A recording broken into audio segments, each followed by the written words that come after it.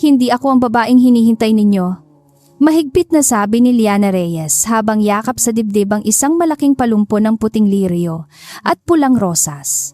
Sa harap niya tahimik na nakaupo ang lalaking nakaitim na Amerikana. Malamig ang tingin, tila sanay na sinusunod ng buong silid ang bawat paghinga niya. Mga tagapakinig, bago tuluyang mabuksan ang gabing ito ng hiwaga, kung nais ninyong masundan ang bawat lihim, bawat luha at bawat paghihiganti, huwag kalimutang mag-subscribe sa ating kwento. Nagsimula ang lahat sa isang maulan na hapon sa Maynila nang tumunog ang lumang telepono sa maliit na tindahan ni Liana sa gilid ng palengke. Ang tindahan ay masikip ngunit maayos, puno ng sampaguita, rosas, lirio at mga bulaklak na inilalagay niya sa lumang timba upang manatiling sariwa. 27 taong gulang si Liana, hindi marangya ang pananamit, ngunit may tindig na hindi madaling baliin kahit madalas siyang tingnan ng iba bilang hamak na tindera lamang. Ang order ay para sa isang marangyang hotel sa Makati, isang palumpo na dapat ihatid bago mag-alas 7 ng gabi. Sinabi ng tumawag na mahalaga ang bulaklak para raw sa isang pribadong pagtitipon ng pamilyang Monteverde. Alam ni Liana ang pangalang iyon dahil halos araw-araw lumalabas sa balita ang Monteverde Holdings, isang higanteng kumpanyang pinamumunuan ni Adrian Monteverde, ang CEO na kilala sa talas ng isip, lamig ng mukha at kawalan ng pasensya sa anumang bagay na hindi perpekto. Hindi sanay si Liana sa mundo ng mga marmol na sahig, kristal na ilaw at mga taong ngumiti nang hindi umaabot sa mata ang kabaitan. Ngunit kailangan niya ang bayad sa delivery dahil may upa siyang hinahabol at may gamot na kailangang bilhin para sa matandang kapitbahay na tinutulungan niya. Isinara niya ang tindahan, binalot ng maingat ang palumpon at sumakay sa jeep, hawak ang bulaklak na para bang ito ang tanging bagay na hindi dapat madumihan ng ulan. Pagdating niya sa hotel, sumalubong sa kanya ang malamig na hangin mula sa malalaking pinto at ang amoy ng mamahaling pabango.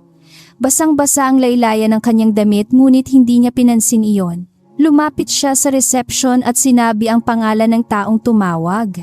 Bago pa makasagot ang babae sa likod ng mesa, biglang nagkaroon ng kaguluhan sa side. May isang babaeng nakapulang gown na umiiyak. May 2 tauhang nagmamadaling naghahanap ng isang bisita. At may lalaking manager na halos mawalan na ng kulay. "Ikaw ba si Miss Reyes?"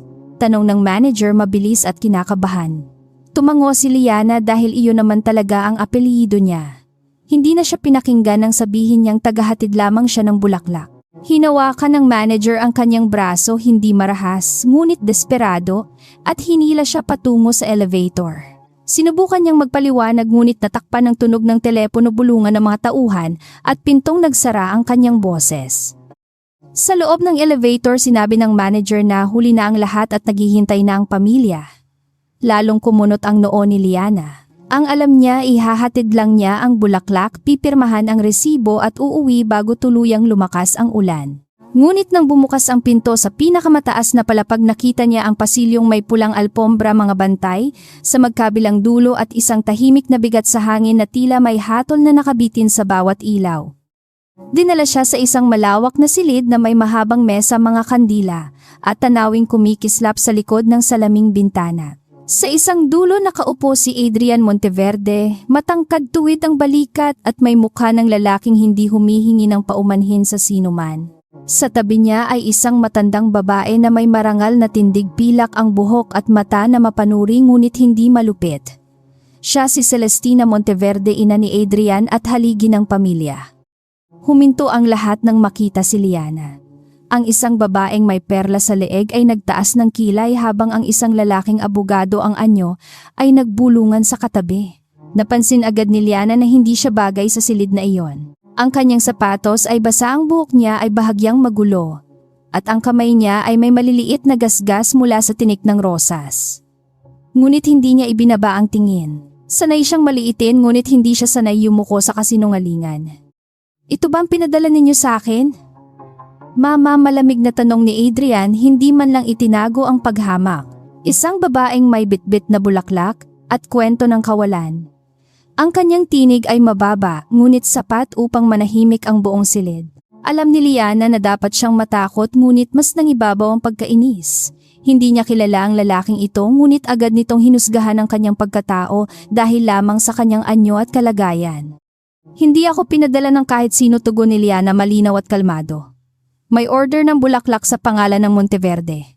Dinala ko rito ng manager ninyo dahil akala niya ako ang hinahanap. Kung ito ay pagkakamali, tatanggapin ko ang bayad sa bulaklak at aalis. May bahagyang pagkabigla sa mukha ng ilang bisita. Hindi nila inaasahang ang babaeng mukhang galing palengke ay makapagsasalita ng diretso sa pinakakatakutang CEO sa silid.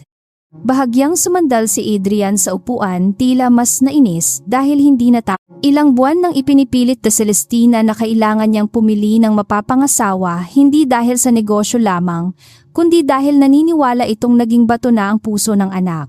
Para kay Adrian, ang pag-ibig ay kahinaan na madaling gamitin ng mga taong may lihim na layunin. Ngunit iba ang nakita ni Celestina. Habang ang iba ay nakatingin sa basang sapatos ni Liana, sa murang damit at sa magaspang na kamay, ang nakita niya ay isang babaeng hindi naghabol ng atensyon. Hindi ito nagpanggap na mayaman, hindi nagpaawa at hindi sumipsip. Ang hawak nitong bulaklak ay maayos pa rin kahit basang-basa ang paligid. Sa mata ni Celestina, ang ganoong pag-iingat sa maliit na bagay ay palatandaan ng taong may disiplina sa malalaking bagay. Anong pangalan mo? Hidya tanong ni Celestina banayad ngunit may autoridad. Liana Reyes po, sagot niya. May maliit akong tindahan ng bulaklak sa Quiapo. Hindi po ako bahagi ng kahit anong kasunduan ninyo. Narinig ni Adrian ang diin sa salitang hindi at lalo siyang napatingin sa kanya. Marami na siyang nakilalang taong nagkukunwaring walang gusto ngunit handang ibenta ang prinsipyo kapag nakita ang tamang halaga. Hindi niya alam kung kabilang doon si Liana ngunit ayaw niyang magkamali. Bago pa makapagsalita muli si Adrian, bumukas ang pinto at pumasok si Marisa Velasco. Nakasuot siya ng eleganteng asul na gown, makinis ang buhok at may ngiting sanay sa kamera. Anak siya ng isang makapangyarihang pamilya sa negosyo at siya ang tunay na babaeng inaasahang makikipagkita kay Adrian. Nang makita niya si Liana sa gitna ng silid, nagbago ang kanyang ngiti. Mula sa matamis naging matalim iyon, gaya ng kutsilyong nakatago sa telang sutla. Ano ito, tanong ni Marisa, pilit na pinapanatili ang tinig na mahinahon. May paunang palabas ba bago magsimula ang hapunan? May ilang tumawa ng mahina at naramdaman ni Liana ang bigat ng panghahamak sa kanyang balat, ngunit hindi siya kumurap. Sa palengke, mas masasakit na salita na ang narinig niya. Ang kaibahan lang dito, nakabalot sa pabango at diamante ang kalupitan, kaya mas tahimik ngunit mas matalim ang tama. Si Adrian ay tumayo, mataas ang anyo sa ilaw ng kandila. Tama na, sabi niya. Ang gabing ito ay malinaw na naging circus. Miss Reyes, kunin mo ang bayad mo sa accounting bukas. Manager, ayusin mo ang kapalpakan mo. Tumalikod na siya na tila tapos na ang usapan. Ngunit sa sandaling iyon may nahulog na maliit na sobre mula sa palumpon ni Liana. Hindi niya napansin iyon kanina dahil nakasiksik ito sa pagitan ng mga liryo. Pinulot ni Celestina ang sobre bago pa man maabot ni Liana. Walang pangalan sa labas, ngunit nang buksan ito, nakita niya ang isang lumang larawan ng kanyang yumaong asawa, nakatayo sa tabi ng isang tindahan ng bulaklak, maraming taon na ang nakalipas. Sa likod ng larawan may maikling sulat na nagsasabing, "Para sa babaeng minsang tumulong sa akin ng walang kapalit." Nanlaki ang mata ni Celestina. Ang larawang iyon ay hindi dapat makita ng kahit sino sa gabing iyon. Hindi alam ni Liana ang laman ng sobre. Ang alam niya lamang, ibinigay iyon ng isang matandang lalaki sa palengke. Bago siya umalis, sinabing isama sa palumpon dahil utang daw iyon ng nakaraan. Akala niya simpleng mensahe lang iyon para sa kliyente. Ngunit nang makita niya ang panginginig ng daliri ni Celestina, naunawaan niyang may mas malalim na kwento roon. Si Adrian naman ay napatingin sa larawan at sa unang pagkakataon nabasag ang malamig na anyo ng kanyang mukha. "Kanino mo nakuha ito?" tanong ni Celestina. "Sa isang matandang suki po," sagot ni Liana. Tinatawag siya ng mga tao na Mang Tomas. Madalas siyang bumili ng sampagita pero ngayon lang siya nagbigay ng sulat. Nagpalitan ng tingin ang ilang matatanda sa silid. Kilala ni Celestina ang pangalang iyon. Noong bata pa ang negosyo ng Monteverde, si Tomas ang isa sa mga driver na nanatiling tapat sa kanyang asawa kahit may tangkang agawin ang kanilang unang kontrata. Naging mas mabigat ang katahimikan. Para kay Celestina, hindi na lamang aksidente ang pagdating ni Liana. Maaaring pagkakamali ang ginawa ng manager, ngunit ang sobre ang pangalan ni Tomas at ang tindig ng dalaga ay tila pinagdugtong ng kapalarang matagal nang naghihintay. Si Marisa na sanay maging sentro ng bawat silid naramdaman ang panganib. Hindi niya gusto ang paraan ng pagtingin ni Celestina kay Liana na para bang may nakita itong bagay na hindi kayang bilhin ng pamilya Velasco. Madam Celestina, singit ni Marisa, matamis ang tinig ngunit matigas ang ngiti. Marahil sentimental lang ang gabing ito dahil sa lumang larawan. Pero hindi dapat malihis ang tunay na layunin ng hapunan. Nilingon siya ni Celestina at sa sandaling iyon naramdaman ni Marisa na hindi lahat ng kapangyarihan ay nakukuha sa apelyido. May mga mata na kayang tumingin lampas sa alahas, edukasyon at yaman. At si Celestina Monteverde ay may ganoong mga mata. Ang tunay na layunin ng hapunan, sabi ni Celestina ng dahan-dahan, ay malaman kung sino ang makatatayo sa tabi ng anak ko, hindi bilang dekorasyon kundi bilang babae na may sariling gulugod. Napaangat ang mukha ni Adrian. Alam niya ang tono ng kanyang ina. Iyon ang tono nitong hindi na mababawi ang desisyon. Si Liana naman ay napaurong ng bahagya dahil bigla niyang naisip na ang pagkakamaling ito ay hindi na basta maling pinto lamang. Hindi po ako kandidato sa kahit anong bagay, mariing sabi ni Liana. May buhay po ako sa labas ng hotel na to. May tindahan akong kailangang buksan bukas ng umaga. Hindi ako laruan sa away ng mayayaman. May kumislap na respeto sa mata ni Celestina ngunit lalong dumilim ang tingin ni Adrian. Hindi niya alam kung hahangaan ba niya ang tapang nito o iisiping mas mahusay lang itong umarte kaysa sa iba. Sanay siya sa kalkulasyon at walang taong inosente sa unang tingin para sa kanya. Lumapit si Adrian kay Liana hanggang isang hakbang na lang ang pagitan nila. Kung totoo kang nadamay lang, bakit hindi ka nanginginig, tanong niya. Karamihan sa tao kapag dinala sa silid na ito, natutunaw sa takot. Tiningnan siya ni Liana ng diretsyo. Dahil hindi ninyo pag-aari ang dignidad ko, sagot niya. Maaari ninyong bilhin ang hotel, ang bulaklak at ang oras ng mga taong nandito. Pero hindi ninyo mabibili ang dahilan kung bakit ako dapat matakot.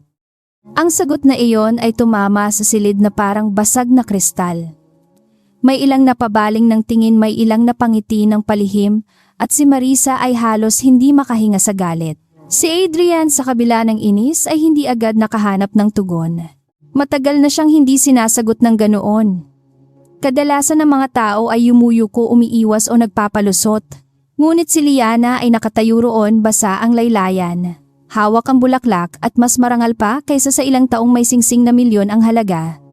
Sa labas ng bintana kumidlat at kasunod noon ay dumagundong ang ulan. Para bang pati langit ay nakikinig sa kahibangan ng gabing iyon.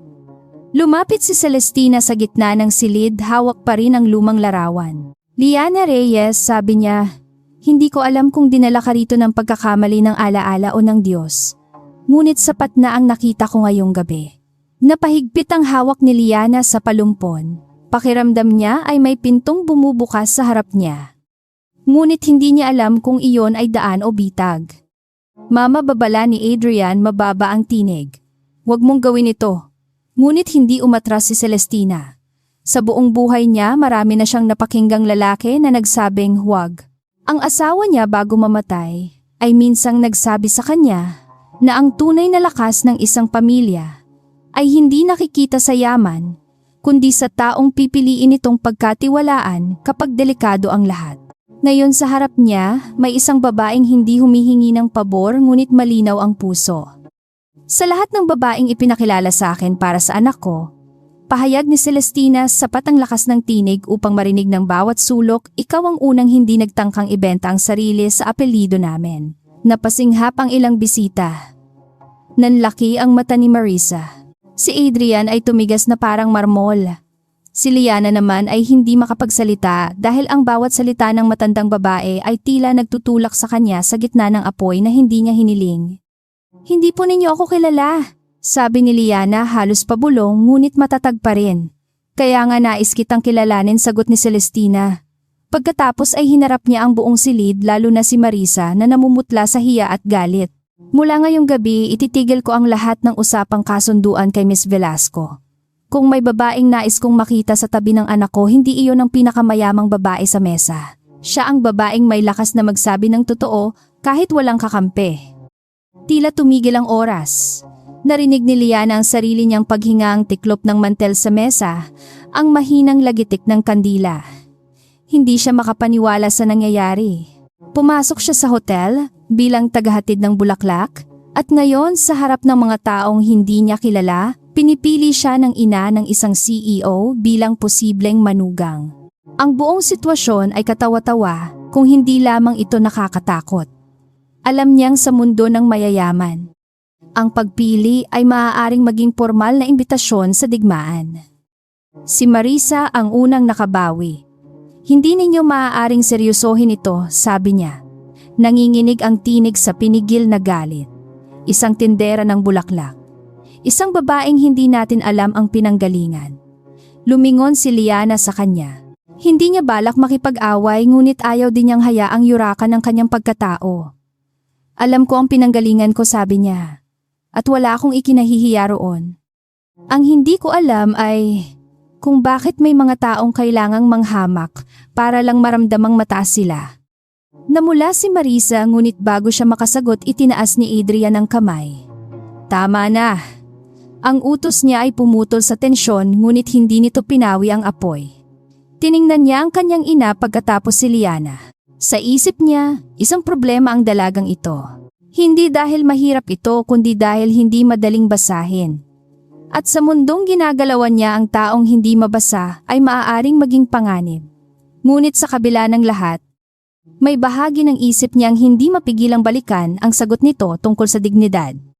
Miss Reyes, sabi ni Adrian mas malamig kaysa kanina. Hindi ko alam kung anong laro ang pinasok mo. Pero kung may nagtulak sa iyo rito upang gambalain ang pamilya ko, malalaman ko. Tumango si Liana, hindi natitinag. Gawin ninyo ang gusto ninyong investigasyon. Wala akong tinatago. Pero pagkatapos nito babayaran ninyo ang bulaklak at hahayaan ninyo akong umuwi. Sa kabila ng bigat ng sandali, muntik nang ngumiti si Celestina.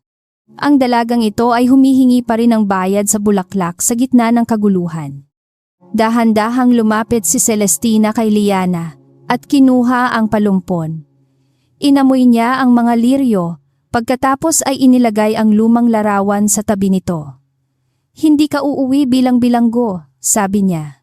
Ngunit hihilingin kong bumalik ka bukas. May kailangan akong ipagawa sa iyo at may kailangan kang malaman tungkol sa lalaking nagpadala ng larawang ito. Hindi agad sumagot si Liana. Alam niyang dapat siyang tumanggi. Ngunit ang pangalan ni Mang Tomas, ang larawan. At ang bigat sa mata ni Celestina ay may lihim na kumapit sa kanya. Sa dulong bahagi ng silid tahimik na pinagmamasdan ni Victor Salcedo ang punong opisyal sa pananalapi ng Monteverde Holdings ang buong pangyayari. Hindi siya nagsasalita ngunit mabilis ang pagtakbo ng isip niya. Hindi maganda ang dating ng babaeng ito. Ang biglaang interes ni Celestina sa isang tagalabas ay maaaring makagulo sa mga planong matagal na niyang binubuo sa loob ng kumpanya. Kung papayagan niyang makalapit si Liana sa pamilya, maaaring may mabuksang pinto na matagal na niyang sinarahan sa dilim. Hindi alam ni Liana na sa sandaling pinili siya ni Celestina, hindi lamang puso ni Adrian ang ginigising ng kapalaran. Nagising din ang galit ni Marisa, ang takot ni Victor, at ang mga lihim ng pamilyang Monteverde na nakatago sa ilalim ng mga kontrata, larawan at bulaklak. Ang akala niyang maling pasok sa isang silid ay simula pala ng pagpasok niya sa isang digmaang tahimik, magara at mapanganib, kung saan ang bawat ngiti ay maaaring patalim. Nang tuluyan siyang lumabas ng hotel, hawak ang resibong pinirmahan ni Celestina at ang pangakong babalik kinabukasan, mas malakas na ang ulan. Huminto siya sa ilalim ng bubong at tumingin sa kumikislap na syudad. Sa likod niya nanatili ang mundo ng yaman at kapangyarihan. Sa harap niya naghihintay ang tindahan niyang maliit, ang buhay niyang simple, at ang mga utang na hindi nawawala. Ngunit sa gabing iyon alam ni Liana na may nagbago. Hindi na lamang siya ang babaeng naghatid ng bulaklak. Sa pinakamataas na palapag nakatayo si Adrian sa tabi ng bintana, pinapanood ang paglayo ni Liana sa ulan. Dapat ay nakaramdam siya ng inis lamang. Dapat ay tinawagan niya agad ang security upang burahin ang pangyayaring ito sa record ng pamilya. Ngunit habang nakikita niya ang payong ni Liana na halos tangayin ng hangin, naisip niya ang isang bagay na ayaw niyang aminin. Sa loob ng maraming taon, ngayon lang may taong pumasok sa buhay niya nang hindi humihingi, hindi yumuyuko, at hindi natatakot. Kinabukasan, binuksan ni Liana ang tindahan bago pa sumikat ng buo ang araw. Basa pa ang gilid ng kalye mula sa ulang nagdaan at amoy lupa, usok at sariwang dahon ang hangin sa Quiapo. Habang inaayos niya ang mga rosas sa lumang timba, paulit-ulit na bumabalik sa isip niya ang mukha ni Celestina Monteverde. Hindi niya maunawaan kung bakit ang isang babaeng may lahat ng bagay ay tila may nakitang halaga sa isang taong katulad niya. Dumating si Mang Tomas bago mag-alas 8, nakasuot ng kupas na sombrero at may dalang maliit na supot ng pandesal. Matagal siyang tumingin kay Liana bago nagsalita na para bang alam na niya ang bagyong dumaan sa buhay nito kagabi. "Nakita mo na siya," sabi ng matanda. Hindi iyon tanong. Huminto si Liana sa pagtatali ng tangkay. "Sino talaga kayo sa pamilyang Monteverde?" tanong niya. "At bakit ninyo inilagay ang larawang iyon sa palumpon ko?" Hindi agad sumagot si Mang Tomas. Umupo siya sa mababang bangko sa tabi ng tindahan, pinagmamasdan ang mga taong nagmamadali sa palengke. Sa kanyang mga mata may bigat ng taong matagal nang nagtatago ng utang na hindi kayang bayaran ng pera. Sinabi niyang minsan siyang driver ng yumaong si Don Rafael Monteverde, ama ni Adrian. Noong panahong halos malugi ang unang kumpanya, may isang maliit na tindahan ng bulaklak na naging tagpuan ng mga taong nagtaksil at mga taong nanatiling tapat. Ayon kay Mang Tomas, hindi aksidente ang larawang iyon, ngunit hindi rin niya inakalang madadala si Liana sa mismong silid ng hapunan. May kailangan daw malaman si Celestina tungkol sa mga lumang utang ng pamilya at sa mga taong muling gumagalaw sa paligid ng Monteverde Holdings. Lalong kumunot ang noo ni Liana. "Bakit ako?" tanong niya. "Dahil hindi ka nila makikita bilang banta," sagot ng matanda. "At dahil marunong kang tumingin sa bulaklak na nalalanta bago pa ito makita ng iba." Nainis si Liana sa sagot na iyon, ngunit hindi niya lubusang maitakwil ang ibig sabihin. Sa palengke, alam niya kung aling bulaklak ang sariwa kahit maganda ang balot, at kung aling rosas ang patay na ang loob kahit matingkad pa ang kulay. Sa tao minsan ganoon din. May mga ngiting tila mabango sa malayo, ngunit kapag hinawakan mo may tinik na may lason. Naisip niya si Marisa Velasco at ang matang pilit ngumiti habang sinusukat ang kanyang pagkatao mula ulo hanggang paa. Bago pa siya makapagtanong, pahuminto sa tapat ng tindahan ang isang itim na sasakyan. Bumaba mula rito ang isang lalaking nakaayos ang Amerikana kahit mainit ang umaga. Ipinakilala niya ang sarili bilang Ramon, tauhan ni Celestina. Magalang itong yumuko at iniabot ang isang sobre. Nasa loob ang bayad sa palumpon, higit pa sa napagkasunduan, at isang sulat na maikli ngunit malinaw. Hinihiling ni Celestina na pumunta si Liana sa mansyon ng Monteverde upang pag-usapan ng isang trabaho. Tumanggi agad si Liana. Sinabi niyang hindi siya pumapasok sa bahay ng taong hindi niya kilala, lalo na kung ang bahay na iyon ay puno ng tao na maaaring gawing sandata ang kahirapan niya. Ngunit sinabi ni Ramon na hindi tungkol sa kasal ang pakay ni Celestina. Kailangan daw nito ng taong mag-aayos ng mga bulaklak para sa ika-5 taon ng paggunita kay Don Rafael. Sa bawat taon ibang kumpanya ang kinukuha, ngunit ngayong taon, gusto ni Celestina ng bulaklak na hindi mukhang binili lamang para sa larawan. Ang salitang paggunita ay nagpabagal sa galit ni Liana. Alam niya ang bigat ng pag-alala sa patay. Noong namatay ang kanyang ama, siya mismo ang nag-ayos ng pinakamurang puting bulaklak sa ibabaw ng kabaong dahil wala silang perang kumuha ng magarang serbisyo. Ngunit sa paraan ng paglalagay niya ng bawat tangkay, naramdaman ng mga kapitbahay na may dignidad pa rin ang pamamaalam. Marahil iyon ang dahilan kung bakit hindi niya agad itinapon ang sulat ni Celestina. Pumunta siya sa mansyon bago magtanghali, dala ang ilang sampol ng bulaklak at listahan ng presyong makatarungan. Ang bahay ng Monteverde ay hindi lamang malaki. Para itong gusaling itinayo upang ipaalala sa bawat bisita na maliit sila. May mataas na tarangkahan, mahabang daan na napapalibutan ng punong akasya at mga hardinerong gumagalaw ng tahimik. Ngunit habang papasok si Liana, napansin niya ang kakaiba. Marangya ang paligid. Ngunit may lamig na hindi kayang palambutin ng kahit pinakamahal na rosas. Sinalubong siya ni Celestina sa isang silid na puno ng lumang larawan. Wala ang malamig na pormalidad ng hotel sa mukha ng matanda ngayon. Nakasuot ito ng simpleng kulay abong damit ngunit nanatili ang tindig na kayang magpatahimik ng silid. Salamat sa pagdating, sabi nito. Hindi pa ako pumapayag, tugon ni Liana. Bahagyang ngumiti si Celestina. Mas mabuti iyan. Ayaw ko ng taong agad pumapayag dahil lamang sa malaki ang bahay o makapalang sobre. Ipinaliwanag ni Celestina ang trabaho. Gusto niya ng mga bulaklak na maglalarawan sa buhay ni Don Rafael, hindi sa yaman nito. Sampagita para sa kababaang loob, puting liryo para sa pananampalataya at pulang rosas para sa mga laban na hindi nakita ng publiko. Nakinig si Liana ng mabuti at sa bawat detalye napansin niya na hindi lamang kliyente ang kaharap niya. Isa itong babaeng nagmamahal pa rin sa asawa, ngunit may bagay na hindi nito mailabas ng buo sa salita. Gaano kalaki ang badyet ninyo? Tanong ni Liana, inilabas ang kuwaderno. Sinabi ni Celestina ang halagang higit pa sa kinikita ng tindahan sa ilang buwan. Ngunit hindi kumislap ang mata ni Liana sa tuwa. Sa halip kinalkulan niya ang tunay na dami ng bulaklak, pasahod ng katulong transportasyon at tamang tubo. Hindi ko kailangan ng buong halaga, sabi niya. Kung tatanggapin ko ang trabaho, babayaran ninyo ang tama, hindi sobra. Ayokong may utang na loob na isasabit sa leeg ko. Nasa pinto si Adrian nang marinig niya ang huling pangungusap. Hindi niya sinadya ngunit sapat ang narinig niya upang mapahinto.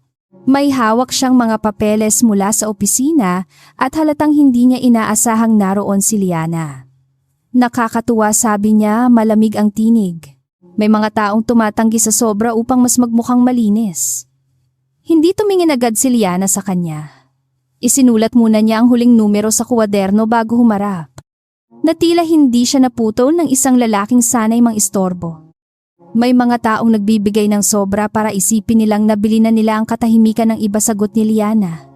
Napasinghap si Ramon sa likod ngunit hindi nagsalita si Celestina. Si Adrian ay dahan-dahang lumapit at ang hangin sa silid ay muling tumigas gaya noong gabing nagdaan.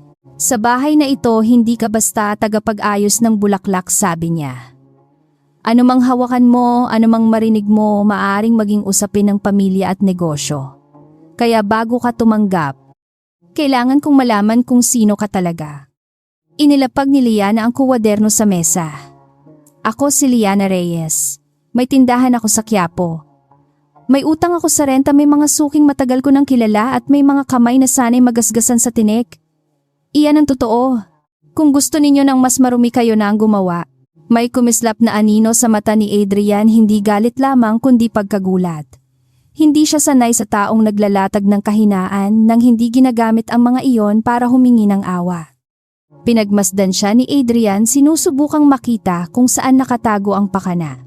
Sa kanyang mundo, ang kaswal na pagpasok ng isang estranghero sa pinakamalapit na bilog ng pamilya ay hindi dapat ipagsawalang bahala. Maraming kumpanya ang gustong pasukin ng Monteverde Holdings. Maraming pamilya ang gustong ikabit ang pangalan sa kanya. At ngayon isang babaeng may simpleng damit at tindig na hindi mabili ang inilalapit ng kanyang ina.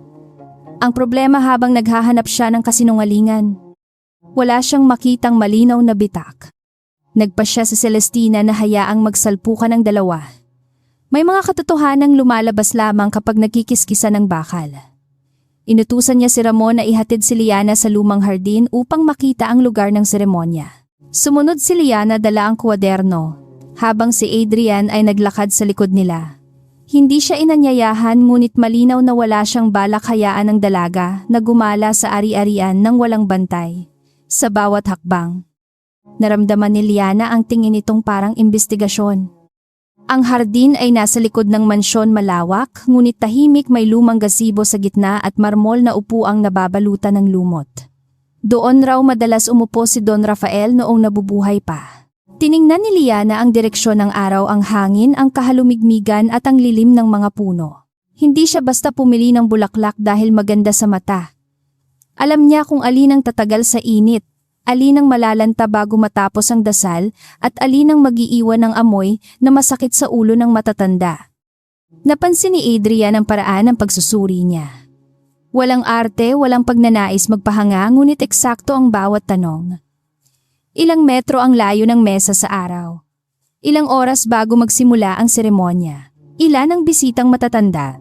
May allergies ba si Celestina sa mabangong bulaklak? Habang sumasagot si Ramon, lalong tumahimik si Adrian. Hindi ito galaw ng babaeng gustong maging prinsesa sa bahay ng mayaman. Ito ay galaw ng taong marunong sa trabaho at ayaw mapahiya sa sariling pangalan. Subalit hindi sapat ang paghanga upang alisin ang hinala. Pagbalik nila sa loob, sinubukan ni Adrian ang unang patibo. Sinabi niyang kung talagang mahusay si Liana, dapat nitong ayusin ang isang nasirang centerpiece na gagamitin sana sa tanghalian ng mga bisita. May 15 minuto lamang siya at sadyang kulang ang bulaklak na ibinigay. Alam ni Liana na pagsubok iyon. Hindi niya tinanggihan. Kinuha niya ang gunting, inalis ang mga sobrang dahon, hinati ang palumpon. At ginamit ang mga tangkay upang lumikha ng balanse. Nang matapos siya, hindi naging magarbo ang ayos, ngunit naging buhay. Sa halip na piliting magmukhang mahal, ginawa niyang tila galing sa lumang hardin na may alaala. Ang mga sampagita ay inilagay sa gilid upang magbigay ng halimuyak, ang liryo ay itinaas sa gitna at ang ilang sirang rosas ay binalatan upang magmukhang bagong bukadkad. Si Ramon ay napangiti. Si Celestina ay tumango ng dahan-dahan. Si Adrian ay nanatiling tahimik. Ngunit hindi niya naitago ang maikling paghinto ng kanyang tingin. Sa kabilang panig ng lungsod, hindi tahimik si Marisa. Nakaupo siya sa pribadong opisina ng pamilya Velasco, hawak ang kopya ng litrato ni Liana na nakuha sa hotel lobby. Sa harap niya ay isang investigador na binayaran upang alamin ang lahat tungkol sa babaeng sumira sa inaasahang pag-uusap nila ng Monteverde. Hindi ako napalitan ng tindera, sabi niya halos pabulong ngunit puno ng lason. May dahilan kung bakit siya lumitaw. At kapag nahanap ko iyon, sisiguraduhin kong siya mismo ang magsisisi. Ipinakita ng investigador ang unang ulat. Si Liana Reyes, anak ng yumaong si Arturo Reyes, dating maliit na kontratista na nalugi matapos maloko ng kasosyong hindi na natagpuan. May iniwang utang ang ama. At kahit hindi obligado si Liana, sa lahat unti-unti pa rin niyang binabayaran ang ilang pinagkakautangan upang hindi madamay ang pangalan ng pamilya. Wala siyang kasong kriminal, wala siyang ari-arian, wala siyang makapangyarihang kamag-anak. Sa mata ni Marisa, hindi ito kalinisan. Ito ay kahinaan na maaaring pisilin. Hanapin mo ang pinakamalaking utang-utos ni Marisa. Hanapin mo ang taong may hawak ng papeles. Kung walang dumi ang babae, gagamitin natin ang bigat na nasa likod niya. Tumango ang investigador. Pagalis nito, tumayo si Marisa at tiningnan ang sarili sa salamin. Hindi niya kayang tanggapin na si Celestina na ilang buwan niyang niligawan sa pamamagitan ng charity dinners at mamahaling regalo ay mas napahanga sa isang babaeng may basang sapatos at palumpo ng bulaklak.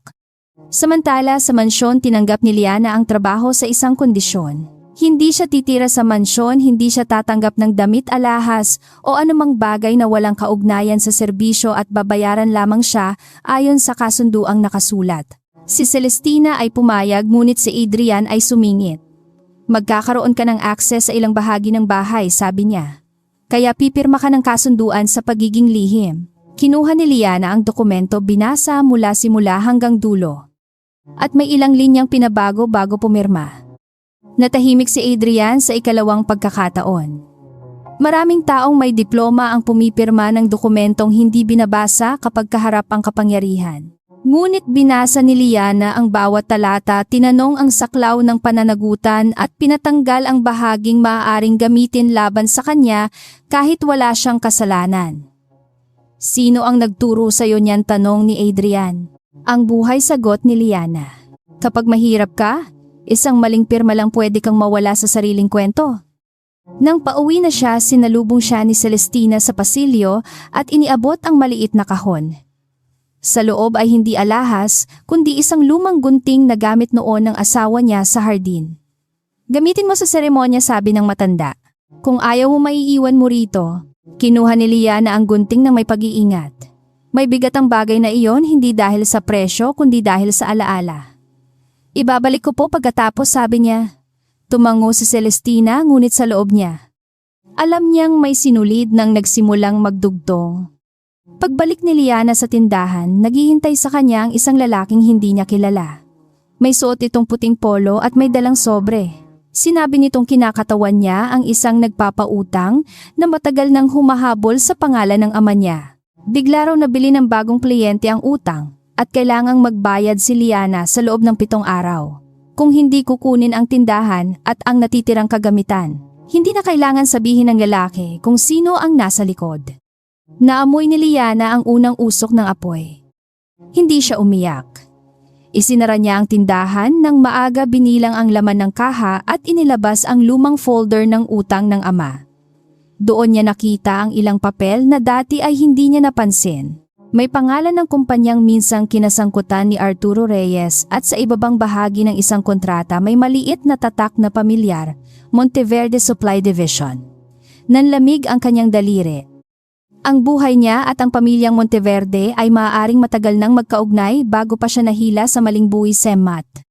Sa mansyon binuksan ni Adrian ang ulat na ipinahanap niya tungkol kay Liana. Nakalagay doon ang mga utang, ang pagkamatay ng ama, ang tindahan at ang ilang record ng mga taong tinulungan niya nang walang bayad sa palengke.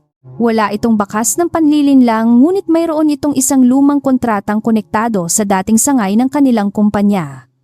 Nang makita iyon ni Adrian, humigpit ang kanyang panga. Hindi na ito simpleng pagkakamali sa hotel. May lumang sugat na muling bumubukas. Sa labas lumalakas muli ang ulan. Si Liana ay nakaupo sa loob ng tindahan, hawak ang lumang kontrata ng ama. Si Adrian ay nakatayo sa opisina, hawak ang parehong pangalan sa ibang ulat. Si Celestina ay nasa silid ng larawan, nakatitig sa mukha ni Don Rafael na tila humihingi ng sagot mula sa nakaraan. At si Marisa sa kabilang dulo ng lungsod ay naghahanda ng unang galaw upang ipakitang sa mundo ng mayayaman ang isang babaeng nagtitinda ng bulaklak ay maaaring yurakan bago pa ito mamukadkad. Maagang dumating si Liana sa pangunahing gusali ng Monteverde Holdings, dala ang mga talalistahan ng bulaklak at lumang gunting ni Don Rafael. Sa labas pa lamang damanan niya ang pagkakaiba ng mundong ito sa palengke. Ang gusali ay mataas, makintab at malamig tingnan, parang salaming walang emosyon. Sa bawat pasok at labas ng empleyado, may sukat ang kilos, may takot sa oras at may pag-iingat na tila isang maling hakbang ay maaaring magbura ng kabuhayan. Inihahanda ng kumpanya ang taunang kaganapan para sa mga kasosyo, mamumuhunan at kinatawa ng ilang institusyong pangkawanggawa. Si Celestina ang personal na nagrekomenda kay Liana para sa mga bulaklak, kaya maraming mata ang agad na sumukat sa kanya. Hindi na siya nagulat nang makita ang mga tinging nagtataka kung bakit isang babaeng galing maliit na tindahan ang naglalakad sa sahig na karaniwang tinatapakan ng mga tagapamahalang may mamahaling sapatos at makapal na pangalan. Sa conference hall, sinalubong siya ni Denise, ang assistant ni Adrian, isang babaeng mabilis magsalita ngunit maingat ang kilos. Ipinakita nito ang plano ng entablado, mesa ng mga bisita, at lugar ng pagpapakita ng proyekto ng foundation. Tahimik na nakinig si Liana habang sinusukat ang liwanag, hangin at distansya sa pagitan ng mga mesa. Napansin ni Denise na hindi lamang kulay ang tinitingnan niya. Tinitingnan din niya kung saan maaaring madapa ang tauhan. Kung aling dekorasyon ang haharang sa daloy at kung saan dapat ilagay ang mabababang ayos. Hindi ka pala basta naglalagay ng bulaklak, sabi ni Denise, bahagyang napahanga. Kung mali ang taas ng centerpiece, hindi magkikita ang mga bisita sa mesa, sagot ni Liana. Kung masyadong mabango, sasakit ang ulo ng matatanda. Kung mahina ang tangkay, babagsak bago matapos ang programa. Simple ang paliwanag niya, ngunit narinig iyon ni Adrian mula sa likod ng pintuan. Dumating siya ng tahimik, bitbit ang folder ng kontrata at muling nakita ang paraan ni Liana ng pagharap sa gawain. Hindi siya nagsalita agad. Pinanood muna niya si Liana habang iniaangat nito ang isang piraso ng bulaklak sa liwanag. Sa mga pulong ng kanyang kumpanya, sanay siyang makakita ng mga consultant na mahaba magsalita ngunit kulang sa tunay na pag-unawa. Si Liana ay kabaligtaran. Hindi ito nagpapahanga. Hindi ito nagpupumilit magmukhang espesyal. Ngunit bawat kilos nito ay may dahilan. Iyon ang uri ng disiplina na kinikilala ni Adrian, kahit ayaw niyang aminin na unti-unti nitong binabago ang kanyang palagay. Nang inilabas ni Denise ang unang listahan ng supplier, bahagyang kumunot ang noo ni Liana. Nandoon ang presyo ng imported na rosas, puting orchid, lirio, tela, kandila at kagamitan sa entablado. Sa unang tingin, mukhang maayos ang lahat. Ngunit sa mata ng taong araw-araw, humaharap sa tunay na presyo ng bulaklak, may mga numerong sumisigaw kahit tahimik ang papel. Ang ilang presyo ay halos 3 ulit ng normal at may mga item na nakalagay kahit hindi kailangan sa disenyo. May mali ba, tanong ni Denise? Hindi agad sumagot si Liana. Binalikan niya ang bawat linya, inihambing sa dami ng mesa, oras ng event at uri ng bulaklak na kayang tiisin ng aircon. Hindi ko sinasabing may magnanakaw, maingat niyang sabi. Pero kung ito ang ginamit ninyo noong nakaraang taon, may binayaran kayong sobra. Masyadong mataas ang presyo ng orchid. At ang dami ng floral foam ay parang magdedekorasyon kayo ng 3 ballroom, hindi isa. Tumigil ang kamay ni Adrian sa pagbuklat ng folder. Sigurado ka sa sinasabi mo, tanong niya. Humarap si Liana sa kanya, hindi yumuko. Sigurado akong hindi ganyan ang presyo sa merkado. Sigurado rin akong may supplier na marunong magpataas ng singil kapag alam niyang hindi nagtatanong ang bumibili. Hindi niya sinabing ninanakawan ng kumpanya. Hindi rin siya nagbintang ng walang ebidensya. Ngunit ang kanyang boses ay matatag at iyon ang mas delikado kaysa sigaw. Ipinatawag ni Adrian ang pinuno ng event procurement, si Carlo Meneses. Dumating ito na may ngiting sanay sa opisina, maayos ang buhok at may dalang tablet. Ipinaliwanag nitong premium supplier daw ang ginagamit ng kumpanya, may garantiya, may serbisyo at may kasamang espesyal na pag-aangkat. Tahimik na nakikinig si Liana, ngunit nang banggitin ni Carlo ang pangalan ng flower farm na pinanggagalingan umano ng orchid, na patingin siya sa listahan. Kilala niya ang farm na iyon, lokal iyon. Hindi imported. Pasensya na, sabi ni Liana mahinahon ngunit malinaw.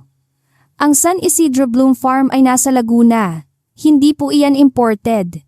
Nawala sandali ang ngiti ni Carlo. May ibang linya sila para sa imported, sagot niya. Maaaring ganoon, tugon ni Liana. Pero ang variety na nakalista rito ay hindi nila inaangkat. Sila mismo ang nagtatanim niyan. Nakabili na ako sa kanila noong piyesta ng San Roque. Lumamig ang mukha ni Adrian habang nakatingin kay Carlo. Sinubukan ni Carlo na tumawa ngunit walang sumabay. Baka nalito lang ang bagong vendor, sabi niya. Ako na ang mag-aayos. Ngunit bago niya makuha ang folder, inilapag ni Adrian ang palad sa ibabaw nito. Hindi! Iiwan mo ito rito. Hindi tumaas ang boses niya ngunit naging matigas ang hangin sa paligid. Napalunok si Carlo. Naramdaman ni Liana na may mas malalim kaysa maling presyo. Ang kanyang hinala sa papel ay biglang naging pinto patungo sa bagay na ayaw buksan ng ilan. Pag-alis ni Carlo, nagbigay si Adrian ng utos kay Denise na kunin ang mga invoice ng nakaraang 3 taon. Hindi niya sinabi kay Liana na manatili, ngunit hindi rin niya siya pinaalis. Nang dumating ang mga dokumento, nakita ni Liana ang paulit-ulit na pattern. Parehong supplier, parehong dagdag sa presyo, parehong dami ng materyales na hindi tugma sa tunay na sukat ng event. May ilang resibo na may pirma ng opisyal na hindi niya kilala. Ngunit isang pangalan ang madalas lumitaw sa approval chain. Victor Salcedo. Samantala, nasa pribadong opisina si Victor nang makatanggap siya ng tawag mula kay Carlo. Tahimik siyang nakinig habang nagmamadaling nagsasalita ang tauhan. Hindi nagbago ang kanyang mukha ngunit humigpit ang hawak niya sa panulat. Isang tindera ng bulaklak ang nakapansin sa bagay na hindi napapansin ng mga auditor dahil matagal na niyang pinadadaan sa maayos na papel ang lahat. Huwag kang mataranta, sabi niya kay Carlo. Ang natatakot nagiiwan ng bakas. Ang kalmado. Nakakagawa ng kuwento. Matapos ibaba ang tawag, tumayo si Victor at lumapit sa bintana. Sa ibaba, maliit tingnan ang mga tao. Ganoon niya laging nakikita ang mundo. May mga taong gumagalaw, sumusunod, at hindi kailangang malaman ang buong larawan. Para sa kanya, ang Monteverde Holdings ay hindi lamang kumpanya. Isa itong hagdan. Matagal niyang inakyat iyon gamit ang talino, pakikisama at lihim na kasunduan. Hindi niya hahayaang sirain ng isang babaeng may gunting at listahan ng bulaklak ang kanyang itinayong daan. Tinawagan niya si Marisa. Hindi na kailangan ng mahabang paliwanag. Alam ni Marisa ang tunog ng banta kapag narinig niya ito. Kaya pala pinili siya ng matandang babae, sabi niya may lamig sa tinig. Hindi dahil mabait siya. Dahil makialam siya. Ngumiti si Victor ngunit walang saya sa ngiting iyon. Kung ganoon, kailangan nating gawing mukhang ang pakikialam niya ay pagnanakaw. Tumahimik si Marisa, at sa katahimikang iyon, nabuo ang isang kasunduang walang papel, ngunit may lason. Sa hall, ipinagpatuloy ni Liana ang trabaho kahit ramdam niya ang pagbabago ng paligid. Mas marami nang nakatingin sa kanya at mas mahaba ang bulungan sa bawat pagdaan niya. May ilang empleyadong tila humahanga ngunit may iba namang halatang naiinis dahil ang simpleng obserbasyon niya ay maaaring magbukas ng audit. Hindi niya ginusto ang problema. Gusto lang niyang maayos ang bulaklak at mabayaran ng tama. Ngunit natutuhan niya sa buhay na kapag may bulok sa ilalim ng magandang balot, minsan ang taong nag-aalis ng laso ang unang sinisisi. Lumapit si Adrian habang inaayos niya ang centerpiece para sa mesa ng foundation. Bakit mo sinabi iyon, tanong niya? Alin ang tungkol sa invoice? Huminto si Liana saka maingat na pinutol ang isang tangkay. Dahil tinanong ako, alam mo bang maaaring may masangkot na mataas na opisyal, tanong ni Adrian? Alam ko, sagot niya. Pero kung hindi ninyo gustong marinig ang sagot, huwag ninyong itanong sa taong marunong tumingin. May bigat ang sagot niya ngunit walang kayabangan. Napansin iyon ni Adrian. Maraming tao ang nagsasabi ng totoo upang magmukhang matapang. Si Liana ay nagsabi ng totoo dahil iyon ang tama sa sandaling iyon. Sa isip ni Adrian, bumalik ang ulat tungkol sa kanyang ama, ang lumang kontrata at ang pangalan ng dating supply division. Maaaring hindi aksidente ang lahat. Ngunit habang lumalalim ang koneksyon, lalong nagiging mahirap alamin kung si Liana ay susi, biktima o panganib. Dumating si Celestina ng hapon, dala ang isang lumang kahon ng mga litrato para sa memorial display. Nakita niya ang mga bulaklak na inayos ni Liana at sandaling tumahimik. Hindi marangya ang disenyo ngunit may paggalang. Ang mga puting liryo ay hindi itinulak sa gitna para magmukhang mahal. Inilagay ang mga ito sa pagitan ng sampagita at maliliit na dahon na parang alaala ng lalaking may kapangyarihan ngunit hindi nakalimot sa lupa. Maiintindihan ito ni Rafael, sabi niya ng mahina. Narinig ni Adrian ang pangalan ng ama at tumingin sa ina.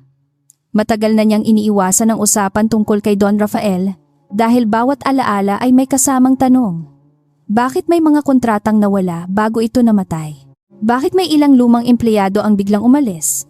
Bakit palaging nagiging malamig ang mukha ni Celestina kapag binabanggit ang supply division?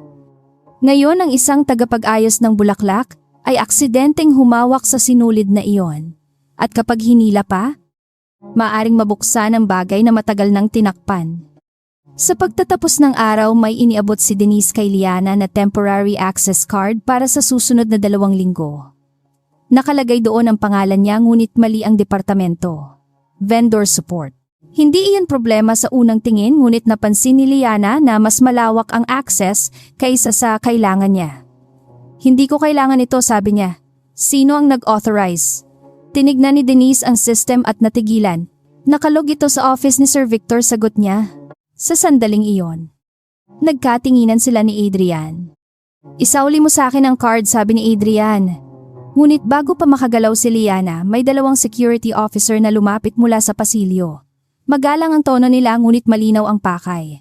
May report daw na ginamit ang access ni Liana upang subukang buksan ang Restricted Procurement Archive. Hindi nagbago ang mukha ni Liana ngunit naramdaman niya ang lamig sa batok. Hindi pa niya naisusuot ang card. Hindi pa siya nakalalapit sa archive. Ngunit may taong nagsimula ng maglagay ng bakas sa kanyang pangalan. Hindi ako gumamit niyan, sabi niya. Kagagawa pa lang ng card, dagdag ni Denise, halatang kinakabahan. Ngunit ipinakita ng security ang log sa tablet. Nasa system ang pangalan ni Liana, oras, lokasyon at failed attempt. Napatingin ang ilang empleyado. Sa loob ng ilang segundo, ang babaeng kaninang nakatuklas ng kahina-hinalang invoice ay nagmukhang suspek. Ganoon kabilis magpalit ng anyo ang katotohanan kapag may taong marunong humawak ng sistema. Tiningnan ni Adrian ang tablet pagkatapos ay si Liana. Naramdaman niyang ito ang sandaling inaasahan niyang mangyari kung may lihim nga ang dalaga. Ngunit may mali. Masyadong mabilis. Masyadong malinis. Masyadong halata. Kung tunay na magnanakaw si Liana, bakit nito gagamitin ang sariling pangalan sa unang araw nito sa gusali? Kunin ang camera footage, utos niya. At walang lalabas na ulat hanggang hindi ko nakikita ang buong detalye. Hindi niya sinabing naniniwala siya kay Liana. Ngunit hindi rin niya ito itinulak sa hukay. Sa opisina ni Victor lumitaw ang maikling ngiti nang marinig niya ang balita. Hindi niya kailangang mapabagsak si Liana agad. Kailangan lamang niyang lagyan ng bahid ang pangalan nito. Kapag may susunod na eskandalo, mas madali nang paniwalaan ng lahat na ang babaeng iyon ay hindi inosente. Sa kabilang linya, sinabi ni Marisa na dapat dagdagan ng presyon sa utang ng tindahan. Kapag napagod siya, sabi nito, aalis siya mag-isa. At kapag hindi, sisiguraduhin nating wala nang tatanggap sa kanya kahit saan. Gabi na nang makalabas si Liana sa gusali.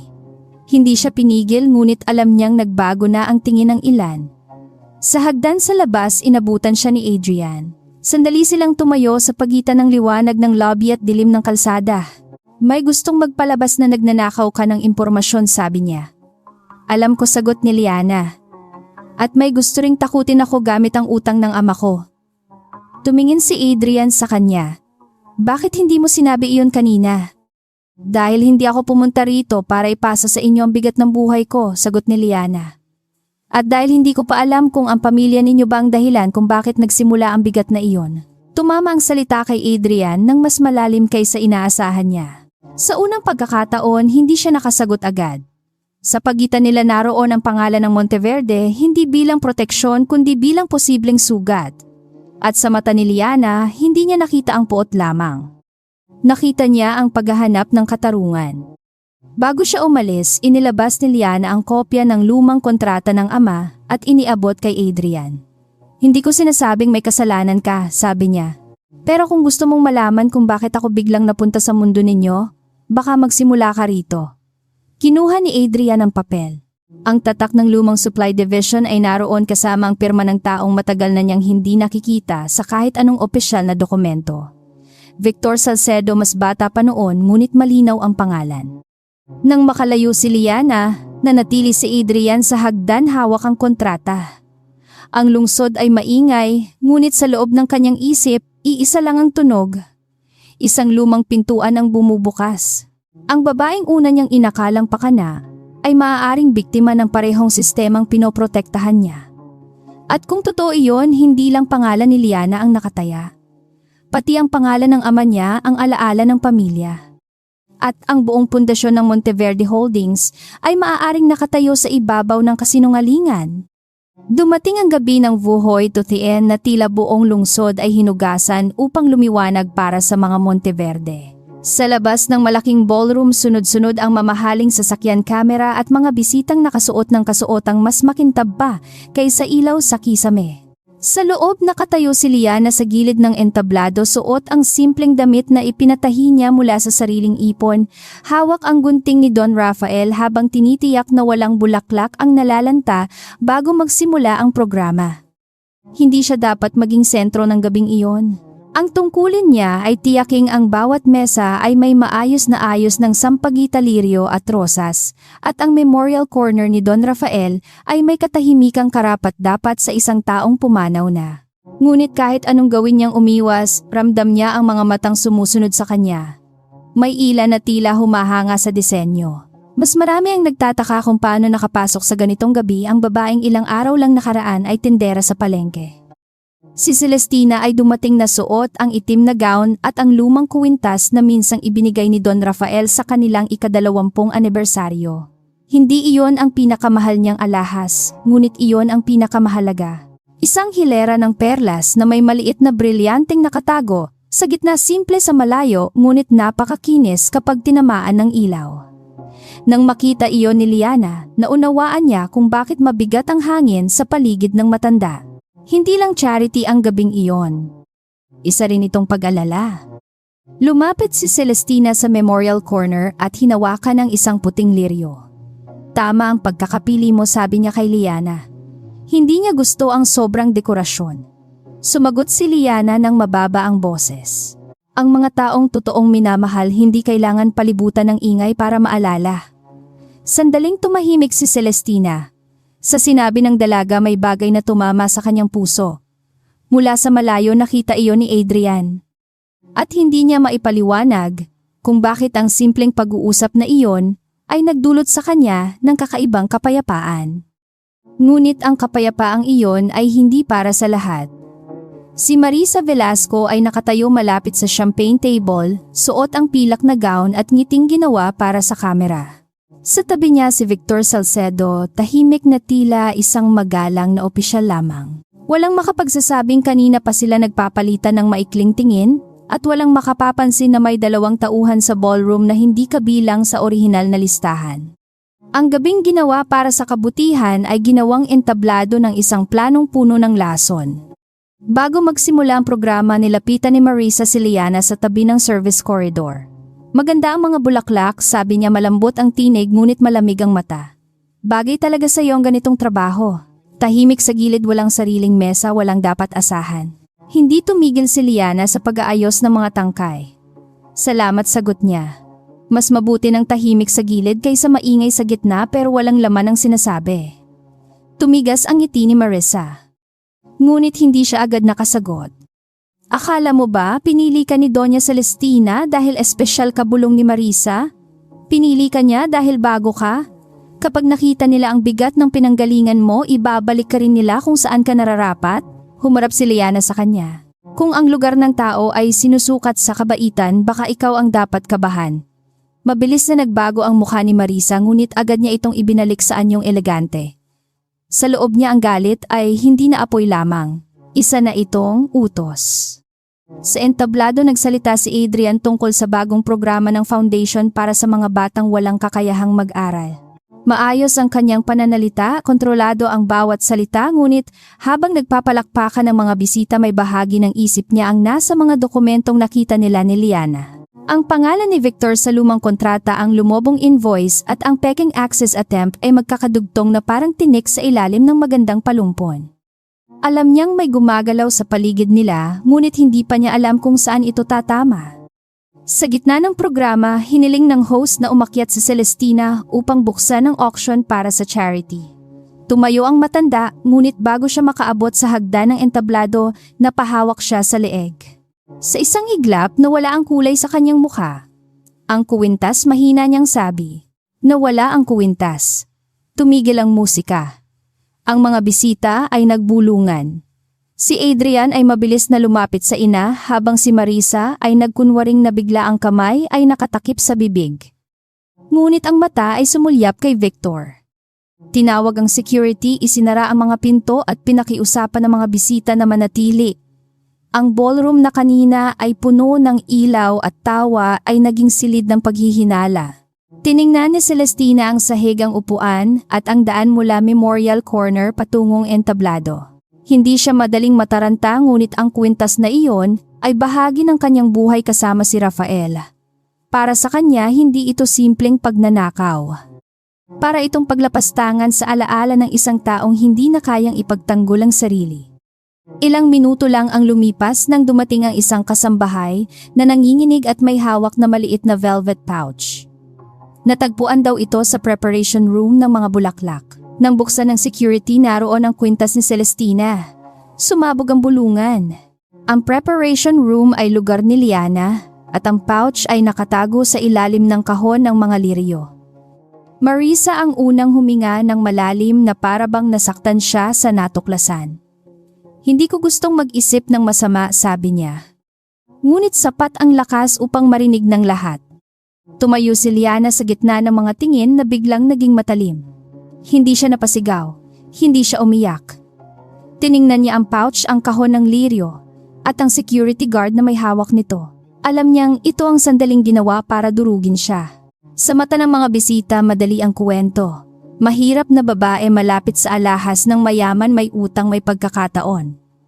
Ang katotohanan ay hindi pa nagsasalita, ngunit ang hatol ay nagsimula ng gumapang sa paligid. Miss Reyes, sabi ng pinuno ng security, kailangan po naming tanungin kayo. Tanungin ninyo, sagot ni Liana. Pero wag ninyong sabihing akin iyan dahil lang natagpuan sa lugar na ginagamit ko. Tumawa ng mahina ang isang babaeng bisita. Ganyan naman ang laging sinasabi ng nahuhuli, bulong nito sa katabi. Narinig iyon ni Liana, ngunit hindi niya pinansin. Mas mahalaga ang detalye kaysa insulto sa ganitong bitag.